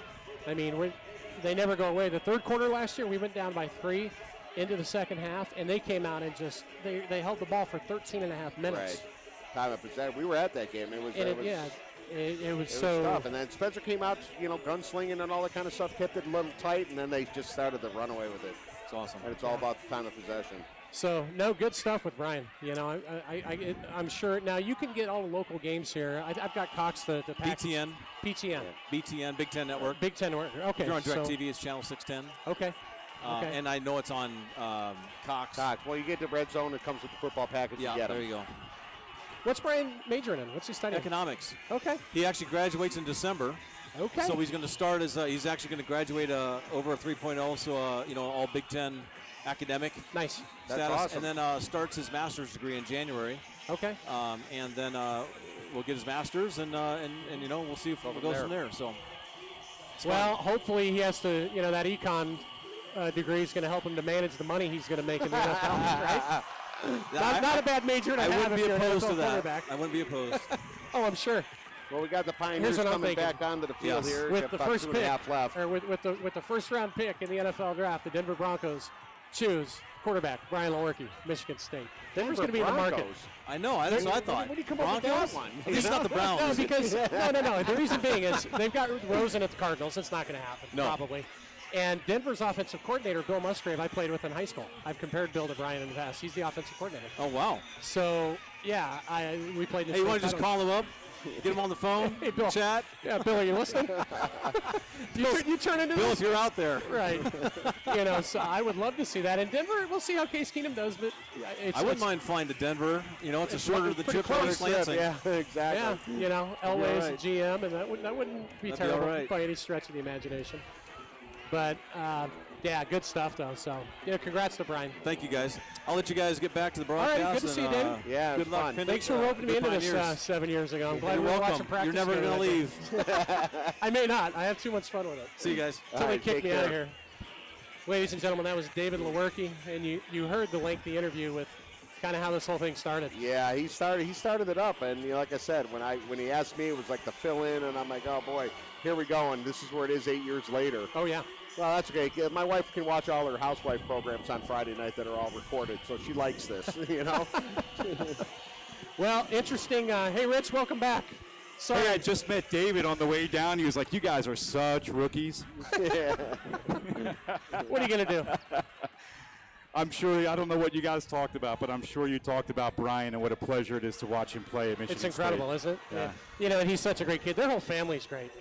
That year I got to coach. I got to coach Brian's younger brother Brett in the defensive backfield with your son, and it was such a pleasure because those kids were such good kids. Yeah, all of them, such good kids. What are they living? What are they doing now? They're living in a van down by the river. Yeah. Well, the thing is that eating a steady diet of government cheese. You know what, Rich? We talked about it, and David, when he was up here, and he kind of, agreed that you need to get the Lewerke haircut. Right. And when you're on the field hey, next folks, Google it. Go to Google and put Brian Lewerke haircut. Yeah. It's actually become a thing now in Michigan State country. He was a, what do they call it? He was a hipster. Hipster. That's what my kids, I'm like, I know I'm getting old when I don't know what that word means. Well, we're about ready for second half kickoff. And a lot, I'll tell you some challenging things in the first half. Losing Spencer Rattler to an ankle injury, losing Matty Goodlow, the starting quarterback and starting running back for Pinnacle. Yet, here we are with a 35-21 lead. You got to like how they responded to that adversity because Spencer went down and it was tied at 14. And J.D. Johnson, number 10, has come in, and I don't think he's thrown an incomplete ball yet. He is just and I got the word. Spencer's not going back in. He's done for the night. I'm sure, and I think that's the right move. It's a long season. So Pinnacle kickoff squad coming up. Still have a little bit of a breeze. It's left to right, so it'll be at their back. Like always, the speaker is right above us, so we're in a rock concert. And we've got our. I've been the front row. Kind of working on some of the technical stuff that we've got going on here. So if I miss something, folks, it's because everything's kind of jostled around when we work. Trying to get me hooked up to get back down on the field for some more antics. There you go. So Malvik set the kickoff.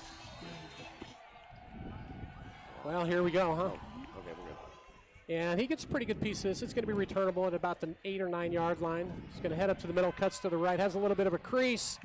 They take him down at the 28. Sanders, number 12. I don't know who was on that tackle there. And the wind is definitely swirling now, boys.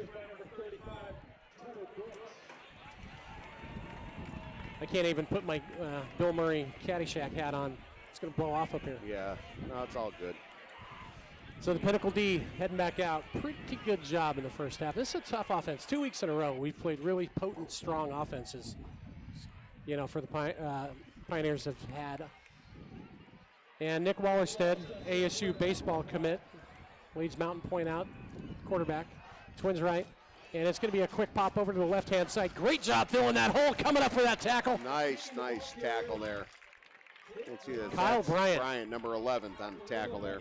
Boy, did Kyle show off some good speed. Yep, read that right out.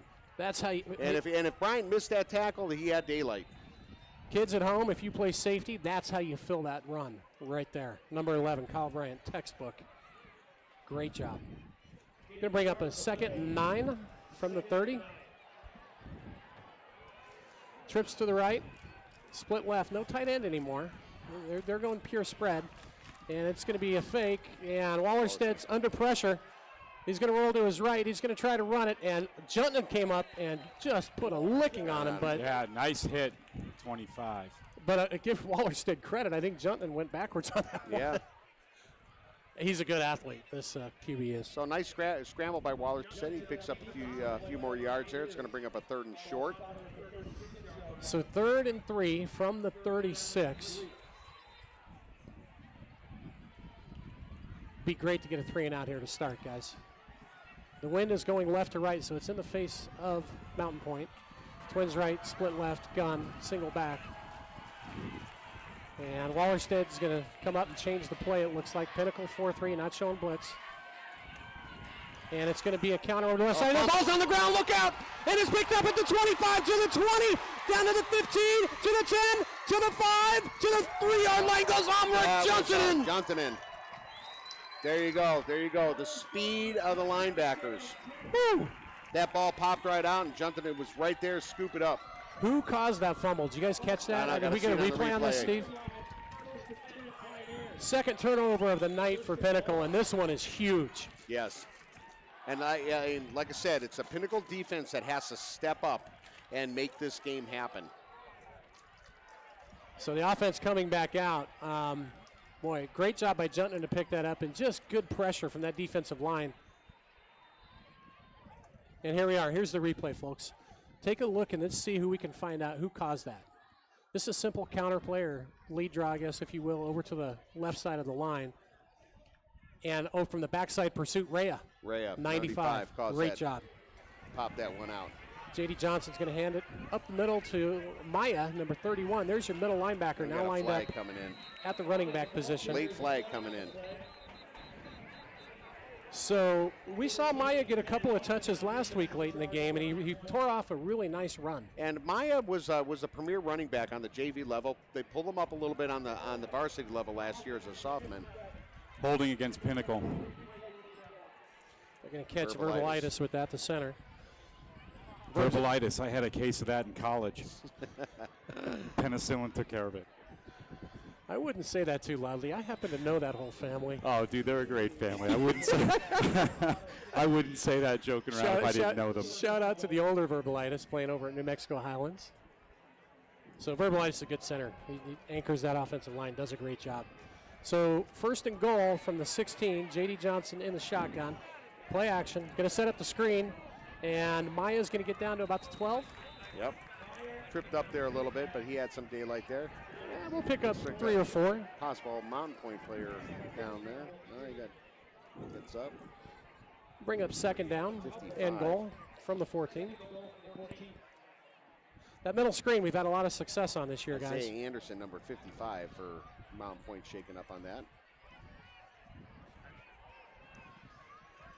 So we're going to come out with trips to the left. J.D. Johnson under center. Single back.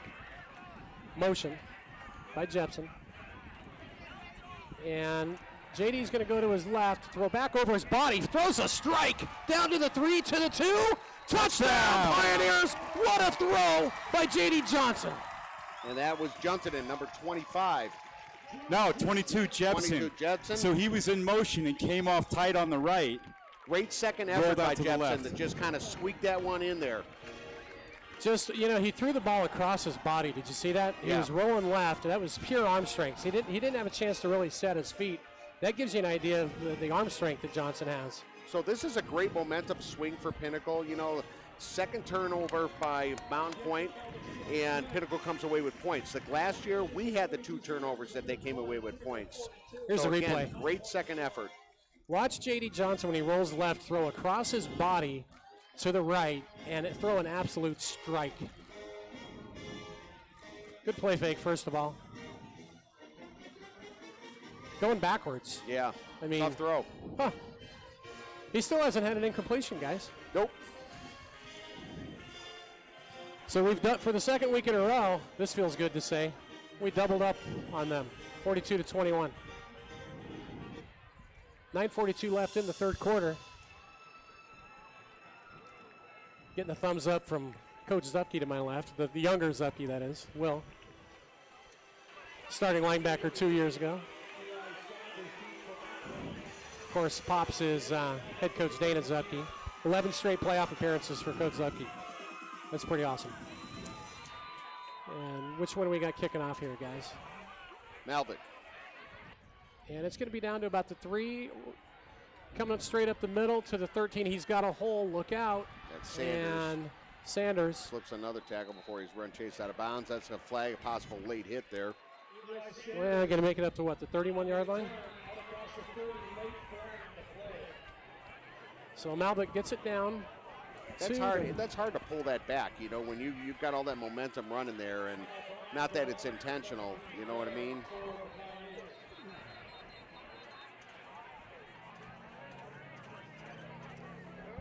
I'm amazed, you know, at how we haven't skipped a beat. We got on a offense. Pinnacle player down there on the sideline. 20. I don't want to get this wrong. Give me a minute.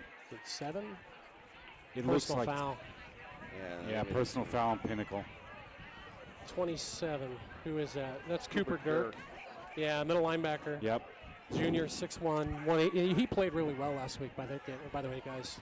Cooper Dirk did. He's up. 185. He had a lot of tackles last week on special teams, and when he came in at linebacker towards the end of the game, played lights out, played really well. Well, guys, we're living up to the #1 ranking that we earned from AZ Central last week with what's going on right here.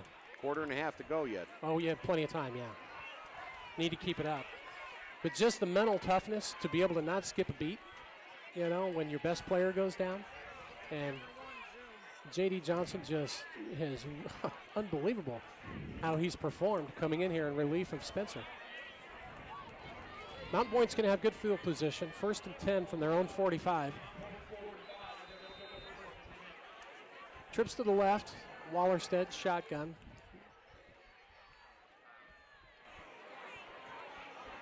And it's going to be a handoff up the middle. Good for maybe 3 or 4. Nice second effort by McKinney. Drew Acorn, number 71, on the tackle there. They're going to stay, you know, they're spreading the field and they're going read option. Yeah. That's really what it is. Try to get, you know, make our defense commit to where we've got to cover all those outside guys, and then it's just a game of, do I give it to the back or do I keep it myself? That is, if you're Wallerstedt, the quarterback. And it's been effective at times. 2nd and 6. 4-3 look from Pioneers. And this time he's going to keep it and try that left side, and no, you're not going anywhere. Oh, yeah, he is. Yes. I spoke too soon. Great second effort there. Pioneers kind of had him dead to right in the backfield there, and he was able to slip out. Well, it looked like, yeah, that's number 9. That's Russell Johnson, defensive end, junior, 6'1", 205. Did a great job turning it over to the other side. We just couldn't keep contained. So you've seen some substitutions come in on that defensive line now, which is good this third quarter, especially when you're facing a physical group like they have up front. You know, keep the bodies fresh. So Mountain Pointe with a first down, 43-yard line, down by 21. Same look, trips left. Here comes the read option again. Wallerstedt's going to keep it again. Nowhere. It just gets smothered. Michael Rossi? 91. Yeah, Michael Rossi.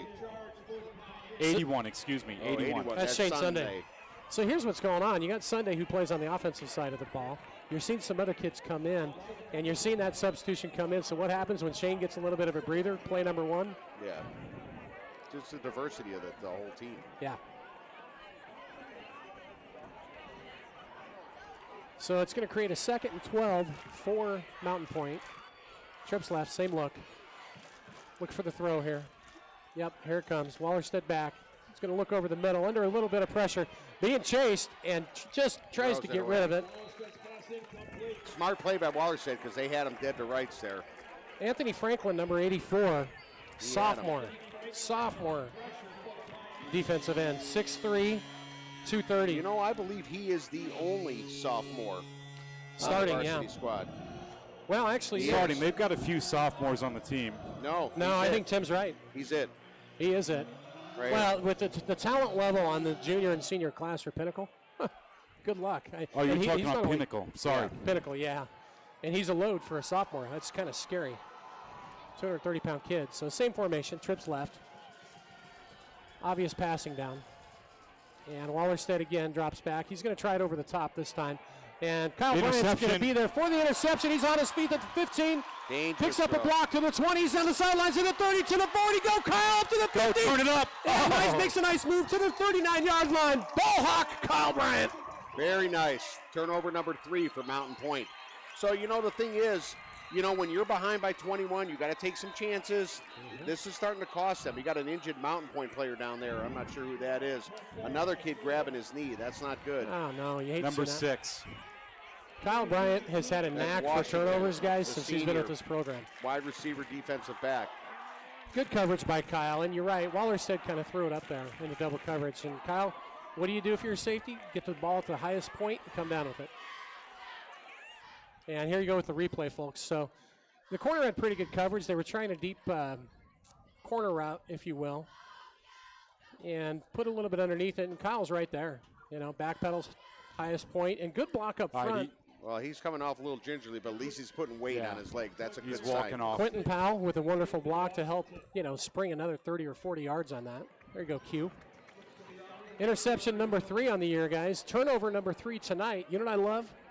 On the season now, 5 takeaways for us. We haven't given it away yet. That's right. That is huge. Exactly. And, last year was a little bit of an issue with protecting the ball. You heard Dana Zupke talk about it a little bit, Haven't seen that this year. Pinnacle has protected the ball.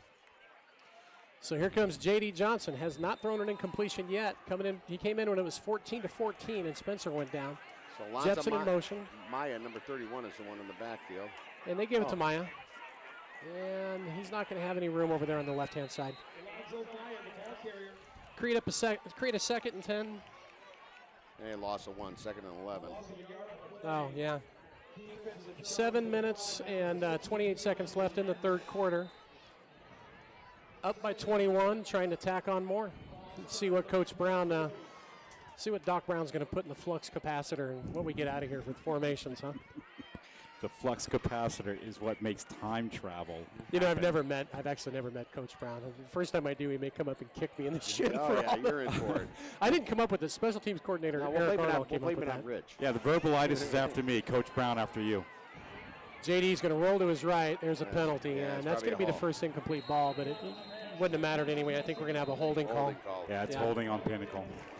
So we're going to go back. They'll probably accept that. So second holding call. This time they got Milbrandt, the 6'4", 260-pound tackle. How many sacks do we have? Does Pinnacle defense have? Last week, I don't know tonight. Last week we had 3. Yeah, last week we had 3. So all the stats, Todd, you put together, I think you were talking about it when Dave Lewerke was up here. Right. You look at it on a percentage perspective. I didn't do that. Good for you. And not only that, but 2017 is the whole year pretty average against one game. I'd like to see what the first game looked like at 2017 compared to the first game of 2018. Yeah, didn't have that. Get on it, So Todd. JD second and forever. It's going to be a little draw play. I like the call, and this is going to be Juntman up to the 49-yard line.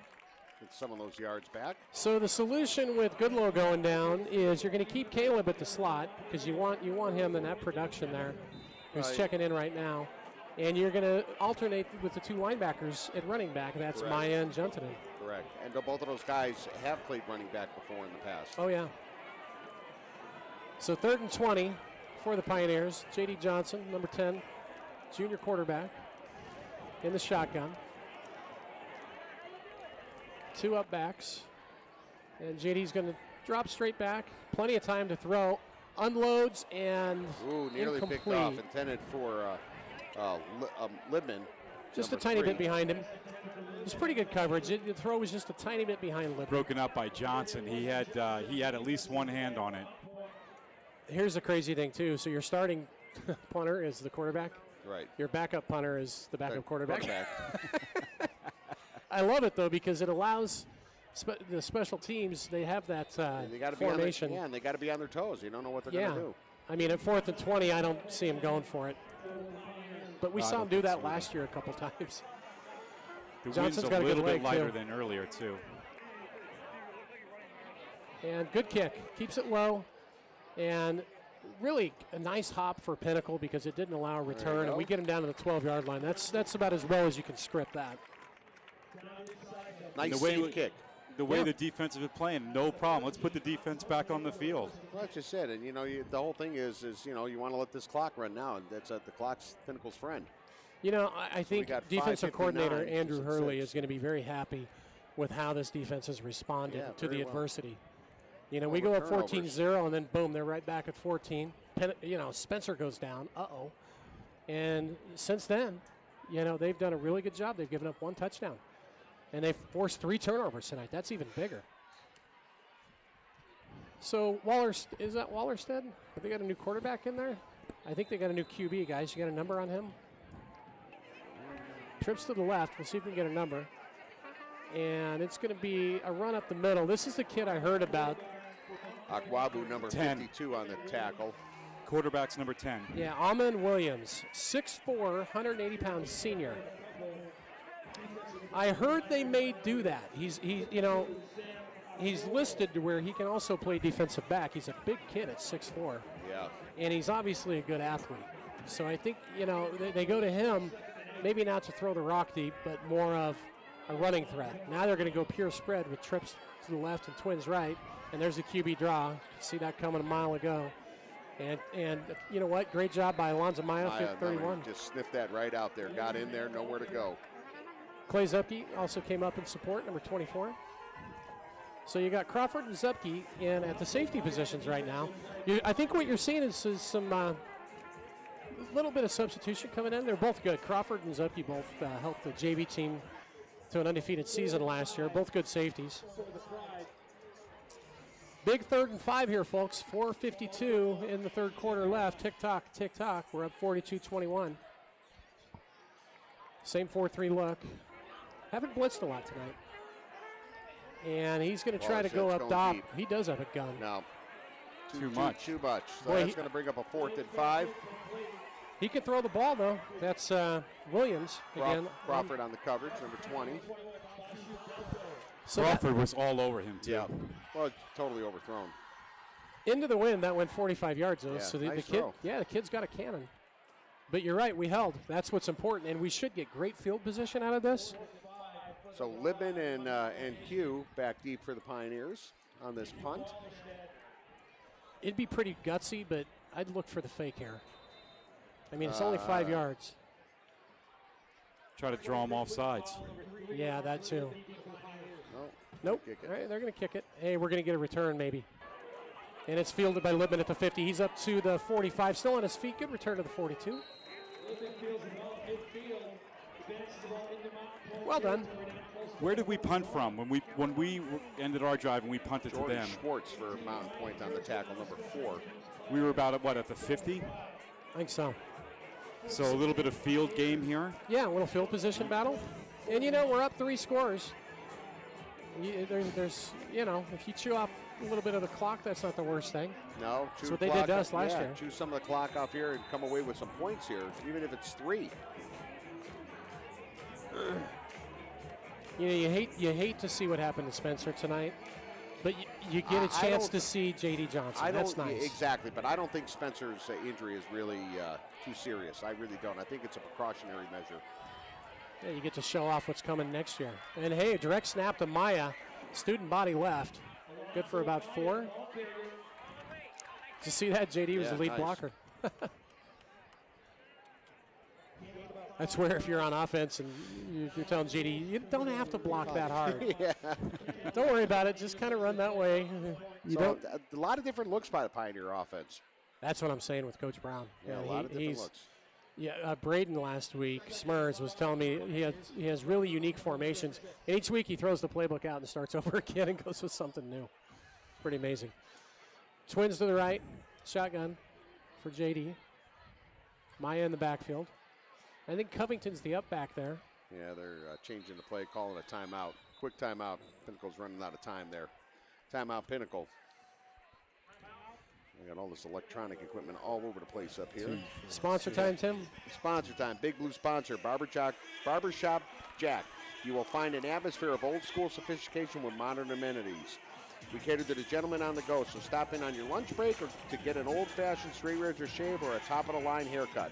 Or just stop in for a shoe shine. Located at 5450 East High Street in Phoenix. Go to barbershopjack.com for details. Also, another Big Blue sponsor is Wright Toyota. We are going places we've never have before. Our commitment to customer service is second to none. If you're in the market for a new automobile, come check us out. We have inventory of new and pre-owned cars. The right price, the right selection. Please be sure to visit Wright Toyota at 7701 East Frank Lloyd Wright Boulevard. Let's go places. Wright Toyota, Big Blue sponsor of Pinnacle football. Back to action, 2nd and 6 from the 36-yard line. 3 minutes, 42 seconds left in the third quarter. J.D. Johnson under center, I formation. The quick pop to the fullback, Covington, and he's going to power through for a first down. There we go. A little light on the subject. The kid is so shifty, isn't he?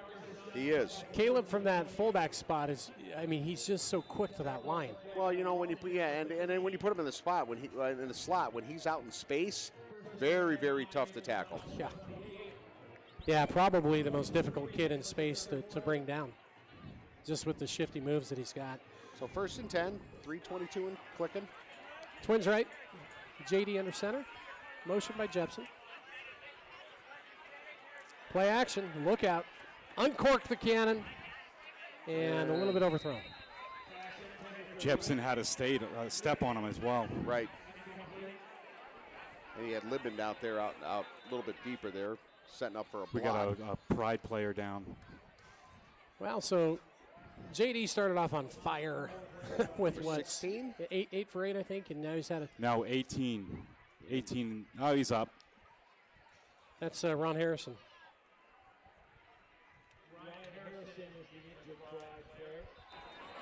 So a little breather. They can get some water.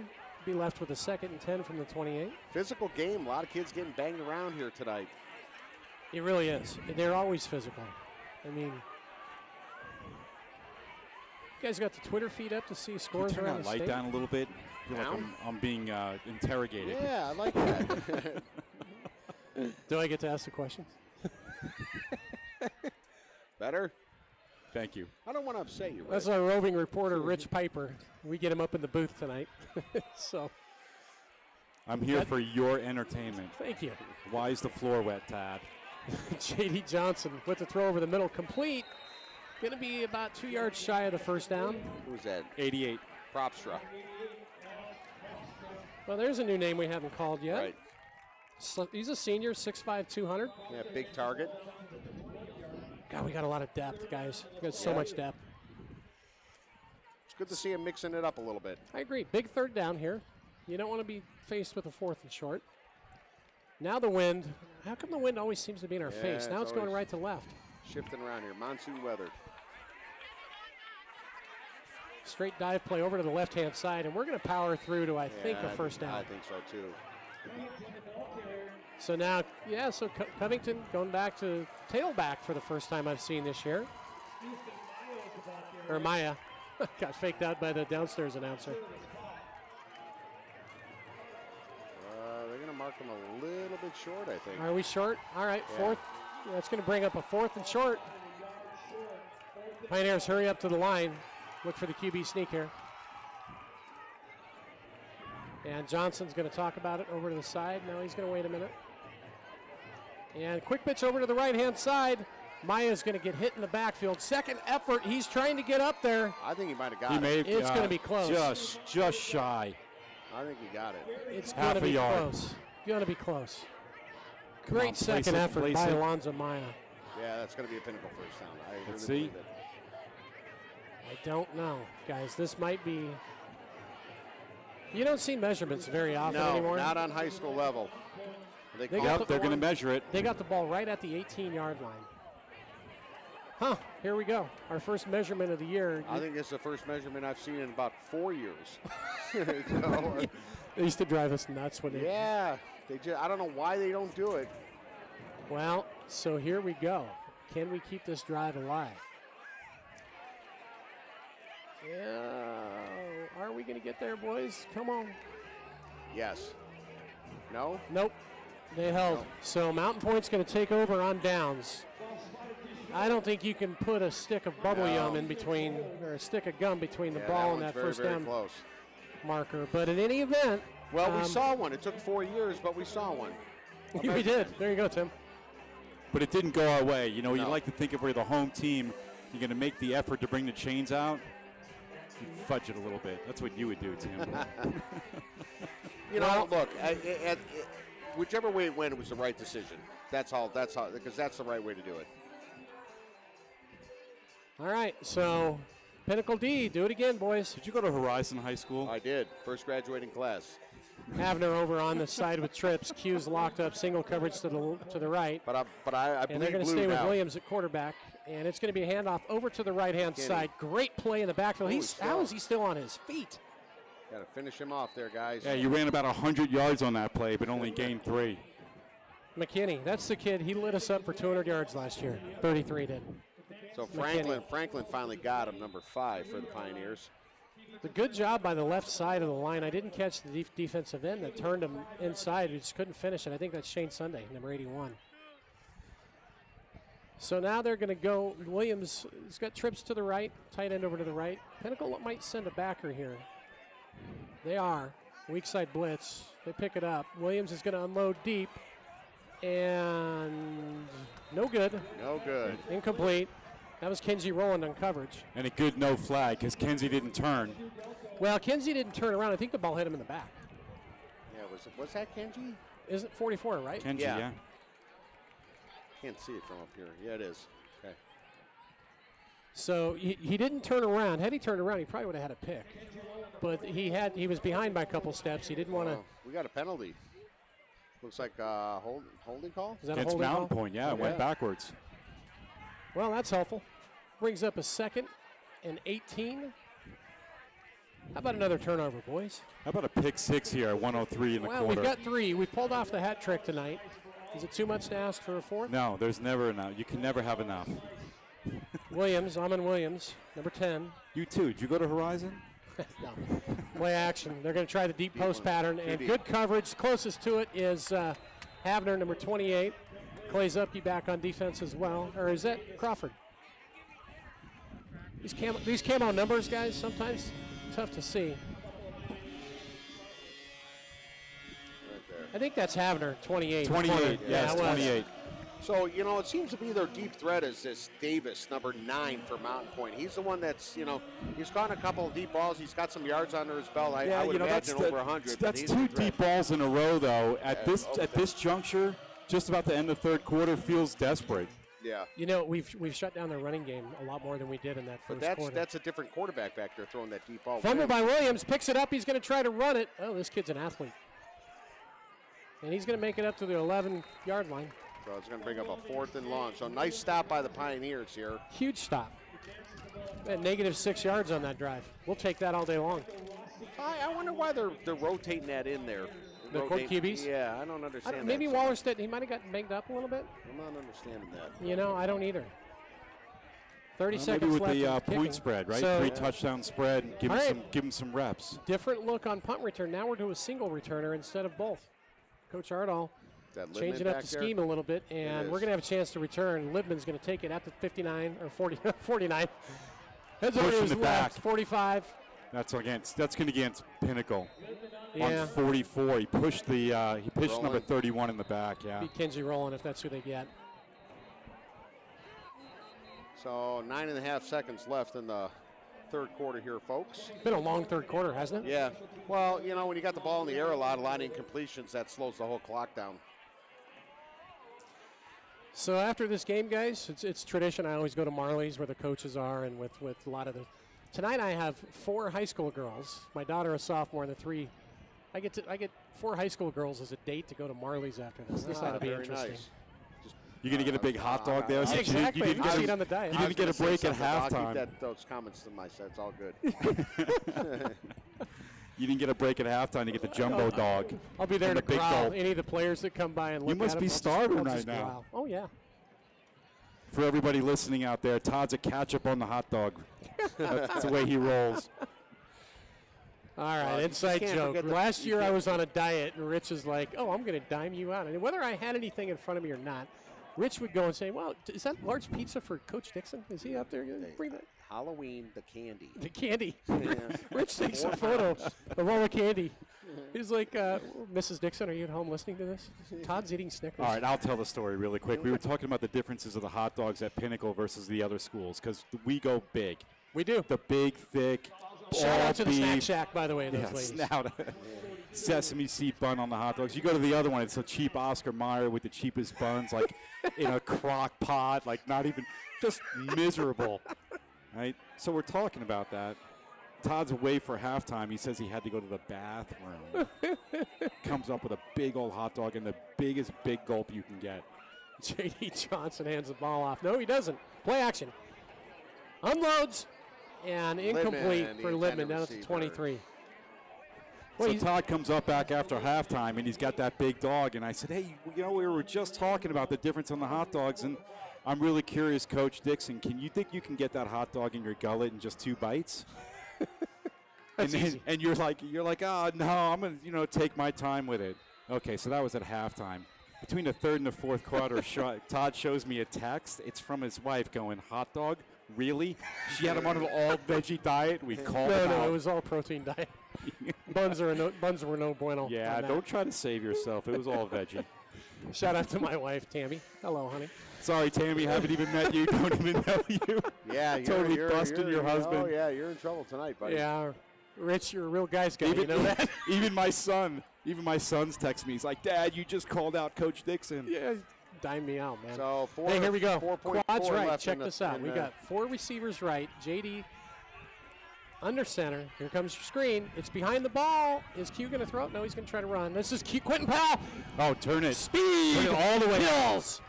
Oh, to the nice. 20, 30, 25, 22-yard line. Speed kills. Yep. Nice run.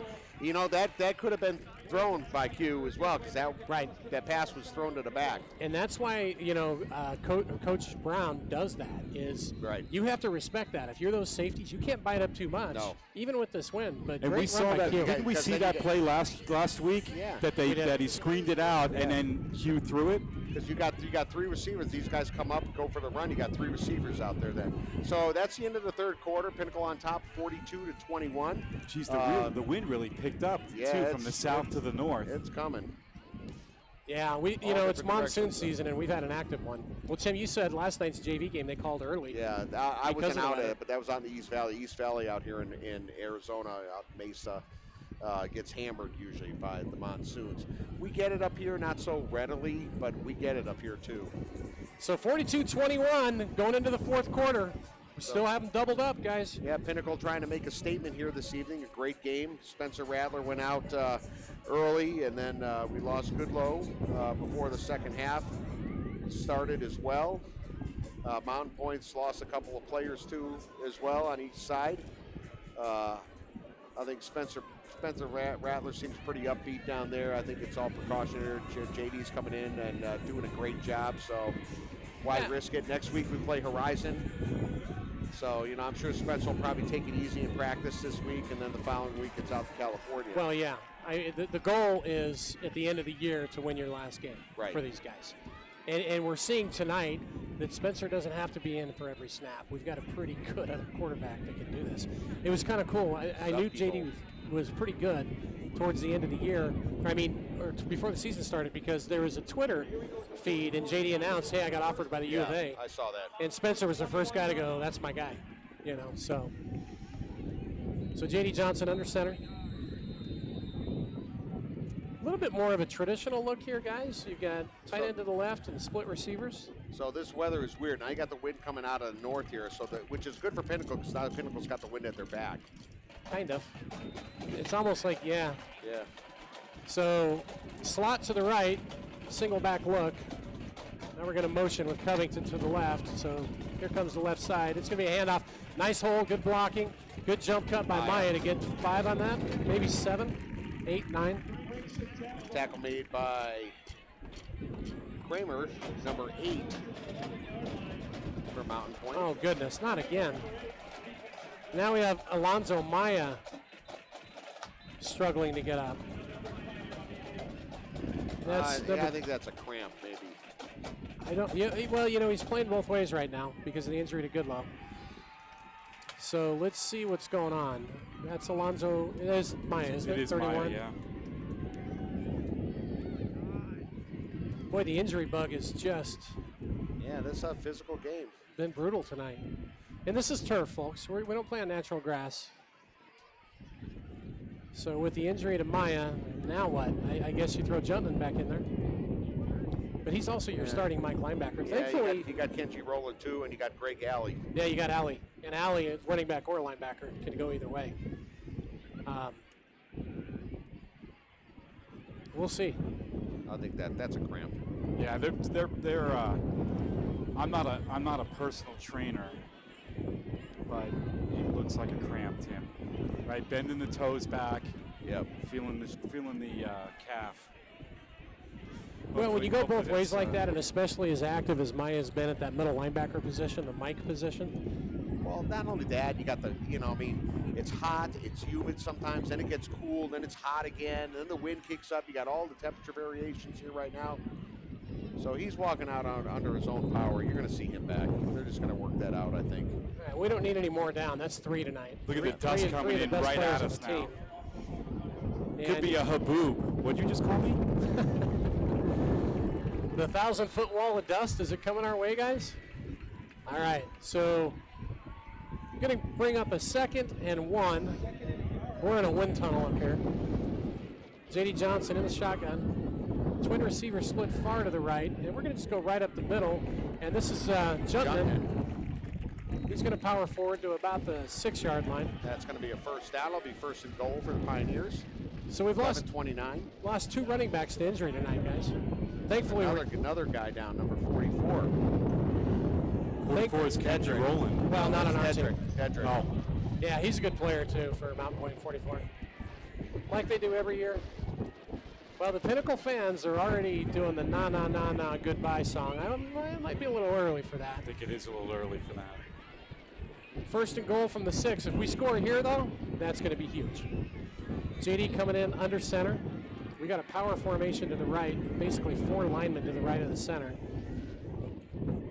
And the back to the right.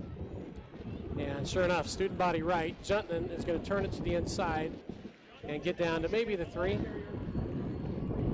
Great design. So you have four linemen to the right, basically. Right. And then you have the running back to the right. And it's just good old-fashioned student body. Numbers on numbers. So it'll be a 2nd and goal. And he had a choice. He could have stayed with it all and went out right, tried to turn the corner. Right. And I like how he made the choice to turn it right upfield, get a few yards. He knew he was going to get popped. Folks, you like those camo jerseys? Just a reminder, this is Military Appreciation Night. Thank you to all of the veterans and those who currently serve and their families. We really appreciate your sacrifice. Timeout, Pinnacle. Mountain Point. Or Mountain Point, all right. Mountain Point, so that'll be their first.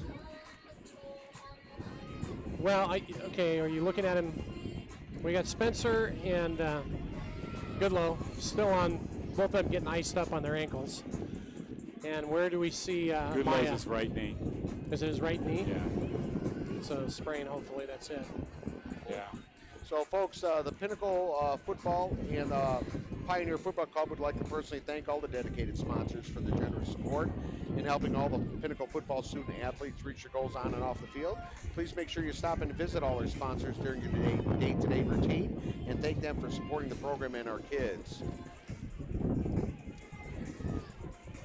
Well, and a special shout out to our production crew. You know, we never have a chance to really talk about these guys, but Evan Maxey, our director, Steve Lombardi, our producer, Craig Despres, broadcast technical guru and director in training, his son Luke Despres, who's our camera operator, Pat also helps out with the camera setup and tear down. Val Sundberg, president of the Pioneer Football Club. Met him tonight.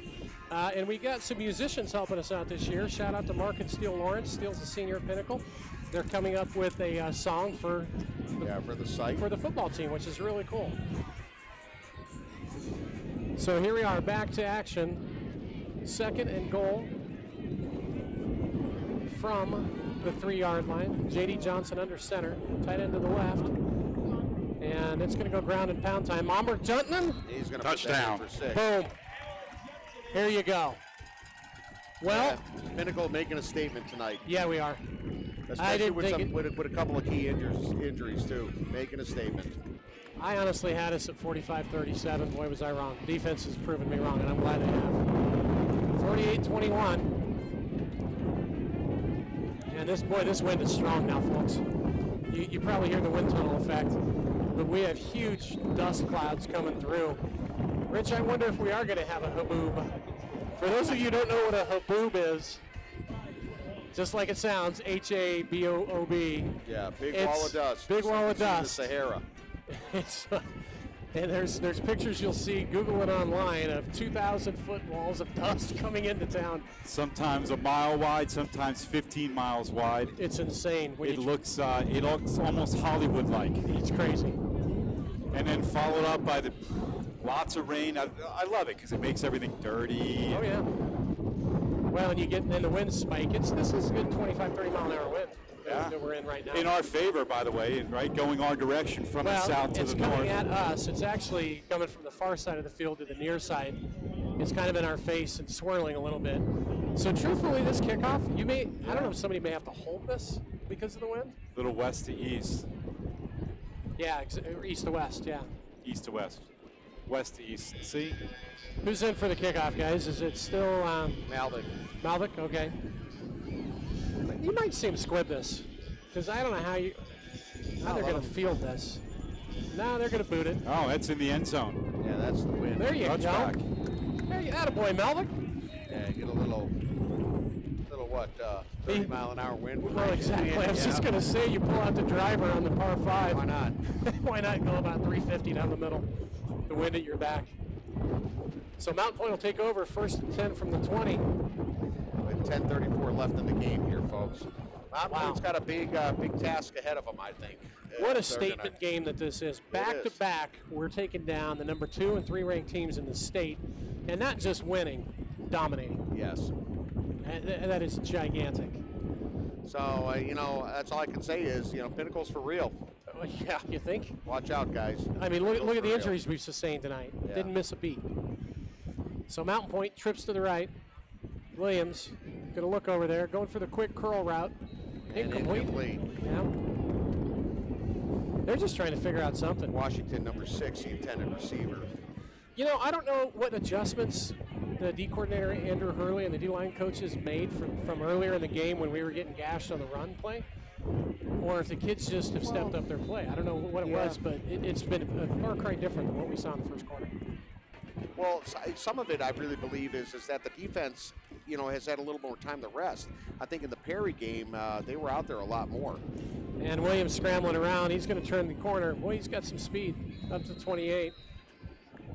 It's about 4 yards shy of first down. Yep, it'll bring up 3rd and 4. Just see him do the high step there? Yeah. 6'4" kid with some wheels. They're always fast. Oh, yeah. When's the last time you've seen Mountain Pointe get beat by this much? By an Arizona team? Not like this. It doesn't happen. I think Perry took it to a pretty good semifinal. Some more things different this year. We saw Chaparral beat Hamilton last week. Yeah, overtime win. Oh, and here we go. Another bobbled snap. Williams recovers, though, and boy, that good block on the left-hand side. They're going to call that a penalty. Yeah, that's a block in the back on Thams Dixon, number 4. Was that Thans over there? Yep. Okay. Good to see Thans in there. And we'll see here, block in the back, perhaps.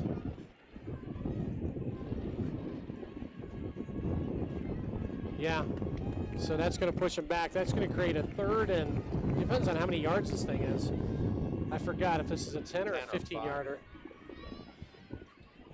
I think it's at least 10. Yeah, that's exactly what it is. 10.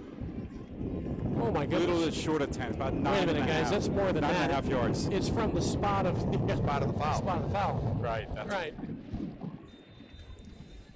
Jeremy call out the 54-yard line earlier, Rich? No, but you're So my I hero. did. Tim did. Too early in the season for that. It's 3rd and 20. And They pull that on me on here all comes those the lower throw. levels. Williams going to come back. He's just going to air this thing out into a win. Boy, tight spiral. Interception from the 45 to the 40, up to the 35 to the 30. Turn the corner. Still on his feet, and that's to the 26-yard line. Clay Zupke, first varsity interception. Congratulations. His brother to my left is losing his mind. Great job, Clay. Hey, your brother's better than you. Look at that, huh? Well done. He's got a fist bump from Big Bro. That's how you do it, Clay. Boy, that's outstanding. Yes. Congratulations, Clay Zupke. So 9:48, Pinnacle's got the ball, great field position. You never forget that first varsity pick, guys. Your whole life, you'll remember it. So 1st and 10, Pinnacle, turnover number 4, even better. Yeah. Here we go with the replay. So he's throwing into a gigantic win. He did, and he had to put some smoke on it too to get it there. And just textbook perfect coverage by Clay. He's right there. Jump up, get the ball at the highest point. Turn on the jets. Whoop! Nope, not going down yet. Let's get another 5. Great job. So back to action, and Pinnacle around the left-hand side. Jumping in is going to be 25. Jumping 25. The ball carrier. Gain of about 5 or 6. Man, hey, defense, shout out to you. 4 turnovers tonight, 2 last week. On the season against this quality of competition, we're up 6-0 turnover battle. And Pinnacle's done a great job of protecting the ball. That's just fantastic. Tough to win games when you kick it up 4 times. Keep us up, and the defense might have as many yards as the offense. That's a lot of return yards tonight. So J.D. Johnson coming under center, Twins to the right. Offset eye look with Covington at fullback. He's going to be the lead blocker for Juntman. And we're going to get a penalty, and we're just playing smash mouth now. I say it every week, but work the clock. Here's where That was a first down. We'll see what the penalty is. There's But a flag out there. the offensive lineman at this point in the game. So is it a defensive penalty? Let's see what they call here, guys. But this is where the O-line wants to run. They want to impose their will at this point on you. Personal foul on us. Huh. Odea. Yeah, it was hands to the face. On who, Maya? Odea. 50. Oh, No, 50. 60. Odea. Dea. Okay. 6'4", 350. Folks, did you hear that? 6'4", 350. Well, I'm looking at another gentleman that's in there, which is number 79, Tosh Baker, 6'9". 6'9". Yeah, he's a basketball stud. He's a good player. And if you watch the right guard who's 350, he can move. So here we go, second, and set up the left screen to the left side. Covington's got some room. Look out to the 30, to the 20, down to the 16-yard line. He's going to dive forward for the first down. What a great play design. Yeah, gets all that back. Fake that screen to the right and come back, and there was plenty of room. Great blocking up front to help spring that. Good read by Johnson. You know, he was under a lot of pressure there and just dumped it off. Let Covington do his thing. Tick-tock, So tick-tock. they're going to call it a 3rd and 2. 9 minutes, 5 seconds left and counting, and we're up 20. Oh my gosh. 28 points. That's That's crazy. insane. Against competition like this. Hopefully, we're going to be up 35 here after a couple plays Yeah, here. why not, JD? Get another one. Twins right. Run up the middle. Here comes Covington. Oh, tripped up in the Tripped backfield. up, but that's going to be enough for a first down. So we have some substitutions coming in now, folks. So big number 73 for the Pioneers. That's Spencer Ponce, 6'1", 240-pound tackle, checking in.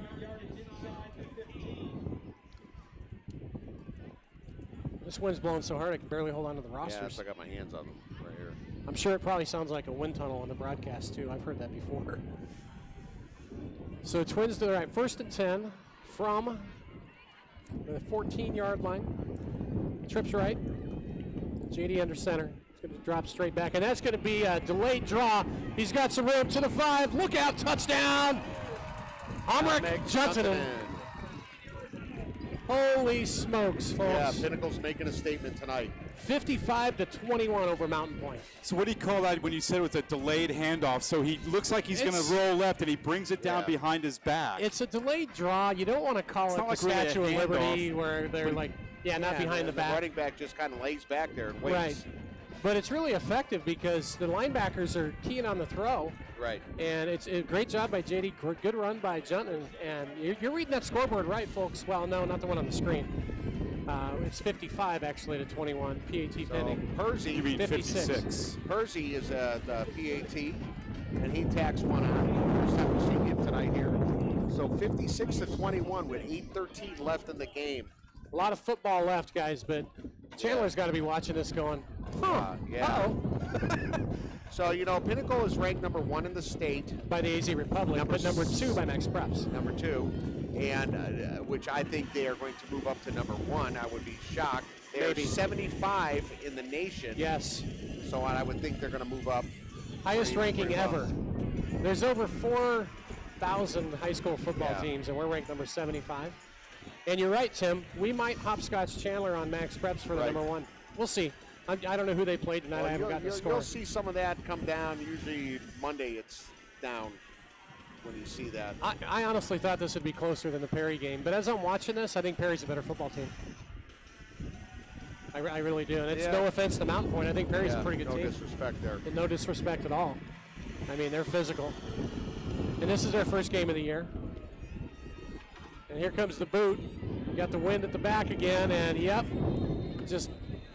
So what that means, folks, is we haven't had any touchbacks yet this season. Once the ball goes on a high school level, once it crosses the plane of the end zone, they cannot run it out, and that's a safety thing. Hey, Tim, what's the fist bump from Coach Ardall there? What's the spread for the go-to-running clock? 42. 42. We're 1 touchdown away. We got 42. We got some time left. I might go suit up and come in as a third-string quarterback. Yeah, there you go. Guys, here's what's crazy to me. So they got to get the Lewerke haircut. This is supposed to be the 3rd toughest team out of 10 that we play in the regular season with what we're doing. We play some teams later on that just don't have the same kind of athletes we're up against tonight. What's going to happen later on? So next week we play Horizon. Horizon has dropped to 5A. They have. And they lost their home opener. I'm not sure what they're doing. No, they don't play tonight. They play tomorrow up at NAU. Williams scrambles around, and he's going to be taken down. We're going to see probably some new numbers coming in here. There's number 7. I know that's Greg Alley at linebacker. You guys want to help me call out some of these guys? 74, Jackson Kelly on the tackle. So Horizon plays tomorrow up at NAU, and then Friday night, obviously, Pinnacle travels to Horizon High School, but Horizon's dropped to 5A. They're not even ranked in the top 10 or anything like that as far as Arizona schools right now. So Pinnacle should come away with a win there next week. Williams is going up top, throwing into that wind again, and the ball hits Clay Zupke on the helmet. Yeah. What's the penalty? Is this going to be the second week in a row that we get a bogus? That's a bad call. Yeah. Boy, I'll tell you, I'm going to pull a Nate from years past. Oh, come on! Come on. So, hey, it did look like Zupke had his, he had his hand cupped around his arm or something. Yeah. Well, it hit Clay in the head. That's what it did.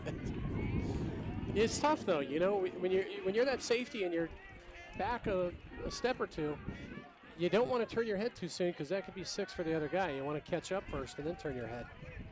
So it's going to be first down yardage from Mountain. So then after the Horizon game, we traveled to California, and Jay Sierra. Yeah, Jay Sierra, that's the highest ranked team we play all year. Although we're ranked ahead of them nationally now. They were ranked ahead of us until after week 2. Do we know the venue yet that we're playing? It's not Moore Park High School. It's a college somewhere. We're not sure. So Williams over to the left, and it's complete. He's got a little bit of room, and he's off to the races to the 45-40. 30. See ya. And Trevor Crawford. Nice. Is that Crawford? No, number 20. Yeah, that's Crawford. Great job. Shows off some wheels to catch him. Good speed by Crawford to save that touchdown. I don't think that was Crawford, guys. Is it not 20? Yeah, it's 20. Number 20. It's Trevor Crawford. Oh, it is? Okay. Yeah. So, Mountain Pointe now is 1st and 10. They're down by 35, 5 touchdowns. There's only 7 minutes, 20 seconds left, though. So, going to go trips to the right. And Quarterback's going to keep it, Williams is, and head up to about the 9-yard line. Maya tripped him up, I think, number 31. Tackle 37. 37. That is a special trip the boys have in 2 weeks, though. Murkowski. First time that they've been on the road to play a California team. The whole squad is taken off on a Friday. The game is on a Saturday at 4 p.m. in California. We're going to be there to broadcast it for you, folks. The football club was kind enough to put us up in the hotels and said, yeah, we want you guys here. So that'll be fun. Mix up by Williams, heading over to the left, and he's going to turn it inside and get to about the, call it the 5.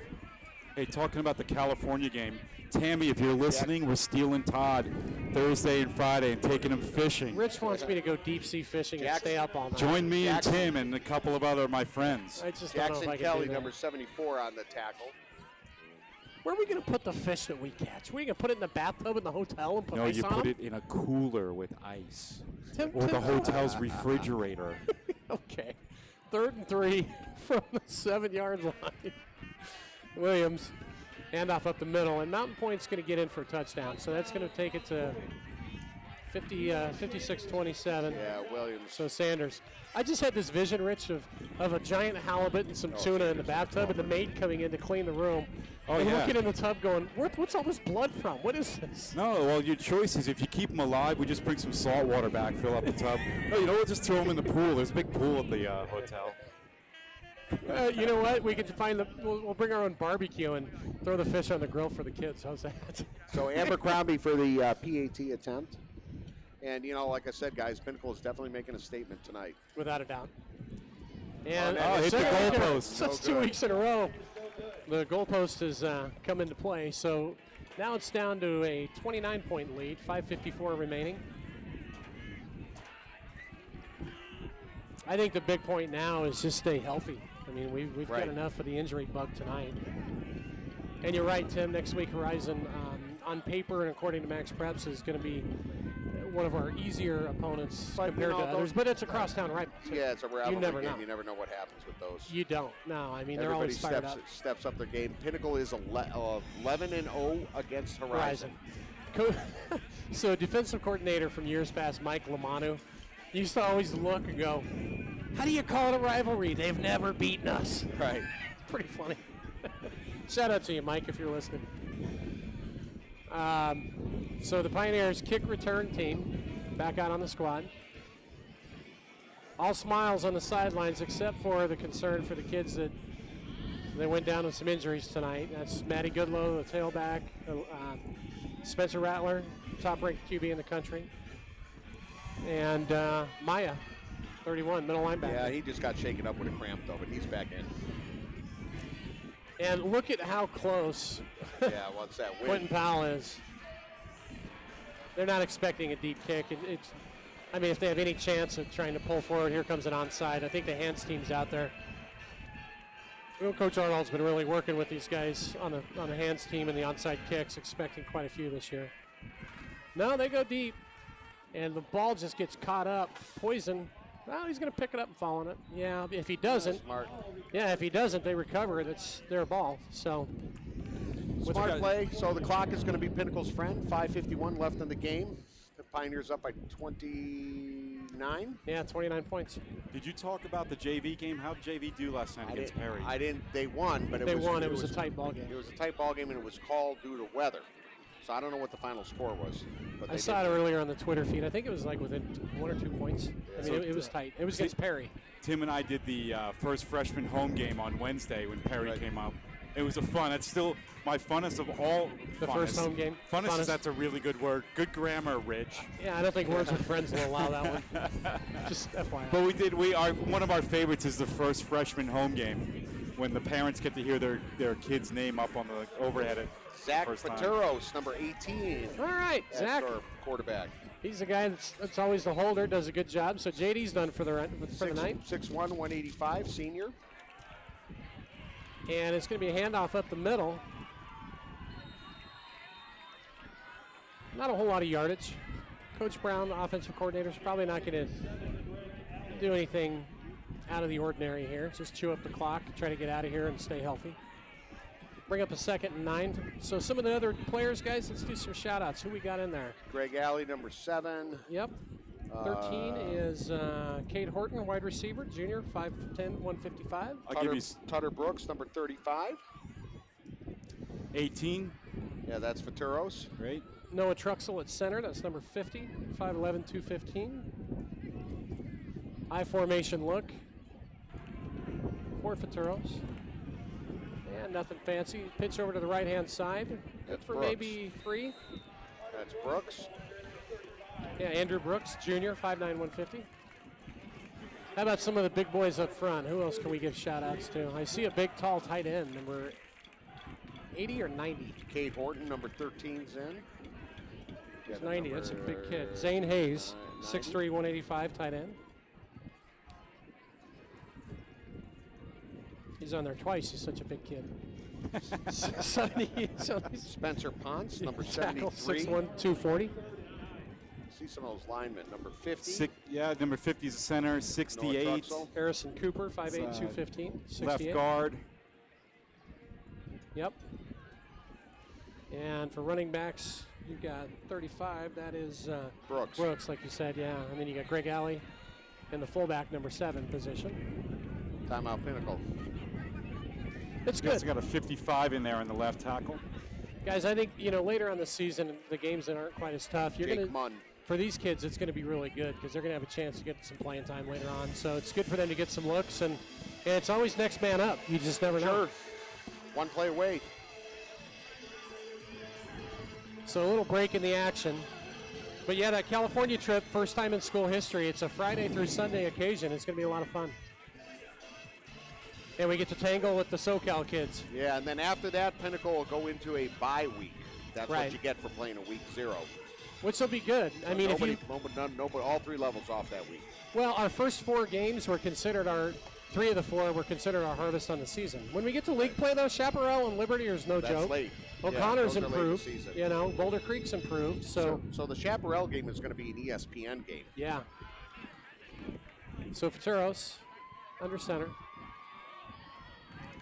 That Chaparral game, top-ranked junior quarterback in the country, plays for them, and you got Spencer on our side. Did he commit to Ohio State. Yeah, he's going to go to Ohio State. Quick handoff over the middle to Alley. Greg's got nowhere to go. And he's going backwards. So that's going to bring up a 4th and, 15. Yeah, that knocked a couple minutes off the clock, though, and the clock Well, is that's still the whole ticking. point. Exactly. Let's just get out of here healthy and run out the clock on this game. Punting formation. So who's in? Is it? Yeah, JD's back into punt. So I don't know who the 3rd string punter would be. I'm sure they've got Well, somebody. probably Malvik. Malvik's punted before. Yeah, okay, that would make sense. And Malvik has punted before, so, I mean, in other games. So JD. Just boot this. Oh, yeah. He got a hold of that one. Down to the 35. And tick-tock, tick-tock, tick-tock. Down to the 36-yard line. Good punt. No return. 3:20 left in the game. Mountain Pointe's got a lot of work to do. Yes, in a they short do. amount of time. They absolutely do.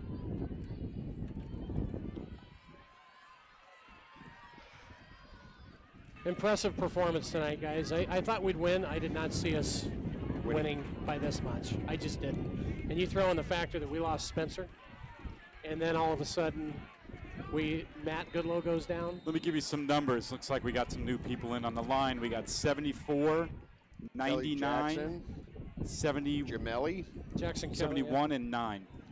Drew Aker. And number 9 is Russell Johnson. So shotgun formation, Williams. He's going to unload, and it's Ooh. complete to the 35 to the 40. Clay Zupke on the tackle up to the 47-yard line. Well, the the linebacker went for the pick 6. Yeah, oh yeah, I saw that. It was a pretty good ball. Nice ball by the Mountain Point QB. And that was Tutter Brooks on the coverage, number 35. So move the chains. 3:10 and counting. And they're going to keep firing. Well, they have to. Trips to the right for Mountain Point. Williams in the shotgun formation.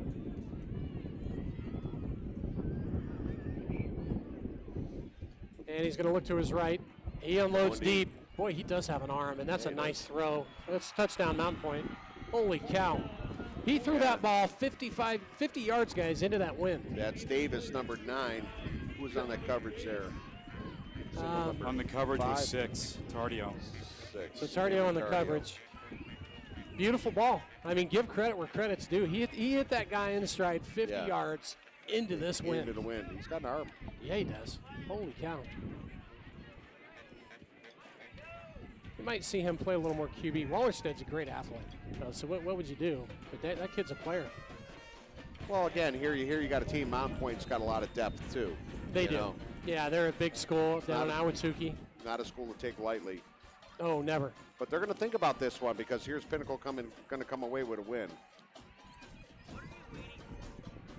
PAT Abercrombie. is good. Abercrombie's got a nice leg. Kenji Rowland coming in to try to So block that one. that knocks it down to 56-34. 2:45 left in the game. So you got to get a first down or two to run this one out. Coach Ardall and I have a running bet where we predict the scores each week, and yeah, he's going to win week 1. Eric, I owe you $5. He had Pinnacle 48-33. That's actually not too far off. That's pretty good. I had 45-37. So he coaches, though. He should know, right? Exactly. He's got a better look up front. So 2 minutes, 45 seconds left in the ball game. And Mountain Pointe down 22 now. Listen, guys, 2:45 left. Don't be shocked if you don't see a onside kick here. No, not now. They might. I mean, you get it, quick score. They're 3 scores away. 3 touchdowns, 3 2-point conversions. So you might see it. Hans team is in there, which is good. You can tell all the kids up front, these are all, most of them skill position players. Yeah, Junton, Kyle Bryan in there, Greg Alley. No, they go deep. Well, you got to cover it, though, boys. You got to cover it. Got to get it. Oh, Q's going to try to run this. Nowhere. And he's got nowhere to go. Wow, is that a safety? No, 1 yard line, 2 yard line. Still. Yeah, that's the risky part about that is, That's right. We're up for a good 98-yard drive in 3 plays to put another 6 on the board. You let Curls run it, or you bring Johnson back in? I don't know. What I'm frankly shocked about, though, is the fact that they didn't go on sides there. Because how are you going to cover 22 points in 2 minutes and 36 seconds? Maybe they're hoping that Pinnacle goes 3 and out. Maybe. What you might see if we go back on defense, depending, I don't know, 2:36, they've got 3 timeouts, so they can stop the clock. But I think Coach Brown's going to probably, we've got the wind at our back, probably try to pound it up the middle. What you don't want here is the safety. That changes everything, because then we'd have to kick to them with a 20-point game. Right, they get 2 and the ball back on a safety. Yeah. I think on both sides, you want to finish strong. You want to have some good drives at the end here. It's a pretty big spread to cover in 2.5 minutes. All right. So are we in? What kind of a look do we have? I'm looking. Where's quarterback? Who's back there? Is that Roland? Or there is no quarterback. You've got direct snap coming to Pinnacle. Yeah, you have Covington back there and Johnson. 2, 4, 6, 8. You're missing the quarterback. Looks like there's 9 players out there. Yeah, there is. 2, 4, 6, JD. 8, 9, 10. They're There's on your JD. screen. Here comes JD. Yeah. How do you run a play on offense without a quarterback? Zupke was jumping up and down there. He's not too happy. He was texting his girlfriend on the sideline. Yeah, not too happy. Oh, boy. Well, I don't think he figured he'd be in, but JD, you've had a good night, but I have a hunch you're going to get an earful on this one. yeah, Dana was jumping up and down there. Bird's timeout. JD's like, I'm not going in. I'm sitting here watching This guy's the gonna offense. tackle me in the end Everybody's looking zone. at each other. It's like, where's the quarterback?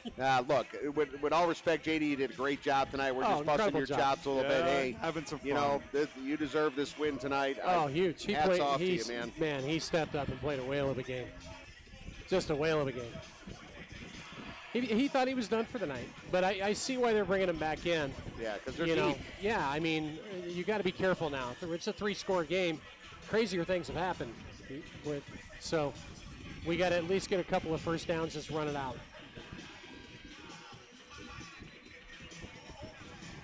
I don't know. I don't think, with playoff implications, I don't think they go to a point system. No, Maybe they still do if strength it's of schedule. Yeah, okay, So- yeah, you're right. It's all strength of schedule. Pinnacle's got a pretty strong schedule.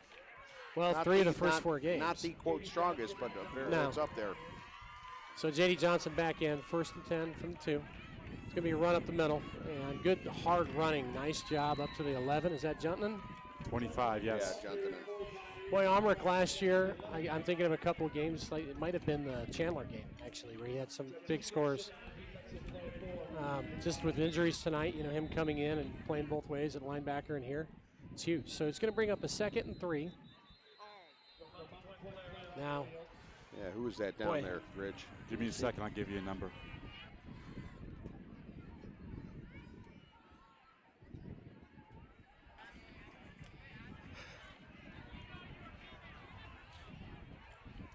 Looks like another cramp or the Yeah. wind knocked out of him. Again, Unbel- it's that funny weather that we have here this time of year. incredible start to the season, folks. That was number 5. He's up on his own, walking on his own. Brian Guys, Baker. Listen, I think, they talked about it last year, this JV team going undefeated. Now you're seeing a bunch of these kids step up. If you want to achieve, you've got to believe. And I think this team believes. I Yep. absolutely do. They should after these last 2 games. Confidence builder. Like, where are we at? Here's where we're But at. then you got to be careful because you think you beat 2 tough teams and they come into a little bit softer schedule sometimes, True. and you get caught sleeping. It's a great point, Tim. And then, you're right, and a team that you come think over, you're going to roll we're over. gonna win. It's all good. We they- got this. They and- play over their head, they sleep, Yeah. and next thing you know, you got a loss. Yeah. Well, we're going to have a big test 4th week of the season for sure. And next week's a rivalry. Well, again, to former Coach Solomano's point, if you call it a rivalry, they never beat us. So here comes JD under center. 2nd and short. Yep, 2nd and 2. Just waiting for that. TikTok. They're just trying to get out of here. Yeah. Don't let anybody else get hurt. And it's going to be a quick pop up the middle to Covington. Look at that jump cut up to the 25 to the 30. He's And still on his another feet. one. Foot race down to the 40 to the 50, and he's finally taken down at the 47-yard line. Nice run by Caleb Covington, number 1. He showed on that run. He showed 2 or 3 jump cut moves. Yeah. I mean, literally, he's that kid that you break down a tackle and you may not even touch him. You're right. It's crazy. Wow, that was fun to watch.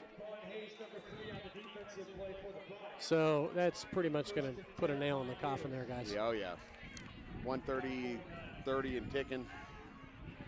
It's good to catch up with David at halftime, right? Look at the It replay is. here, folks. Watch the jump cuts by Caleb Covington. Let's count them, guys. Caleb's like, all right, I've got 4 or 5 moves to show you. And they're taking their time. And we're live action here. Over to the right. We didn't quite get there in time. It's all right. Oh, here it is. Now we're back. Yeah, it's hard for... Nice try, Steve. It's hard. He goes back and forth to try to do that. So our producer, Steve, does a great job downstairs. Figured out how to do the instant replay last year. That was a cool it's pretty feature when he cool. came up with that. 43 seconds and counting. Second, we're probably just going to kneel on the ball. Yeah, we are. This one's pretty much going to be in the books. 22-point victory. So, folks, while this last play is running off, a shout out to our championship level sponsor, Hayes Cooling, Heating, and Plumbing. Hayes Cooling, Heating, and Plumbing. It pays to call Hayes, the last HVAC company in Phoenix you'll ever need. The most dependable provider of quality-driven air conditioning service, repair, and maintenance in the Greater Valley. Visit them at hayescoolingandheating.com for details. Again, guys, a great victory for the Pioneers. A statement-type victory for the Pioneers. It's massive. It's enormous. I mean, well, I'm going to go on record right now saying, based on these first 2 weeks, this is the best Pinnacle team in school history. A lot of season left. I know. A lot of season I left. know. You got to stay. And that's with all due respect to some really good teams in years Yeah, past. you got to stay healthy. I'm with you, though. Go big. I think what we've seen so far There's no reason against we these can't two win state. teams opening up. Okay. There's no reason we cannot win state. Chandler's going to have something to say about that. But you got to stay healthy too, and that's going to be the key. You do. Yeah, you do. Goodlow's on crutches down there. I'm worried about that. Spencer's hobbling around, but yeah, Matt but he's Goodlow. couldn't wait. I think Spencer's more like a little sprain or a twist or something like that. He's not done for the year. No question in my mind about that. No, Spencer, no, they're both on crutches. Holy cow! He's, your starting tailback and your starting quarterback both on crutches at the end of the game, and yet we won by 22. Right.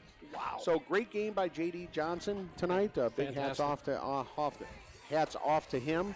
You deserve it, buddy. I know you sit in the wings behind Spencer, and there's a lot to live up. I know you're the future next year, so, great to see you out there having a great game.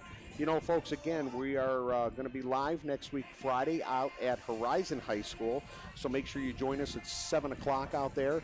And then the week following that, it's going to be a Saturday night game out in California at J. Sierra. So we'll give you more of the details next week when that one comes up, and then when Pinnacle goes into a bye week, so after that long road trip. So, as they're counting off here, you want to say congratulations to the Pioneers, 2-0 for the season, a statement win tonight. So I'm going to sign off here tonight.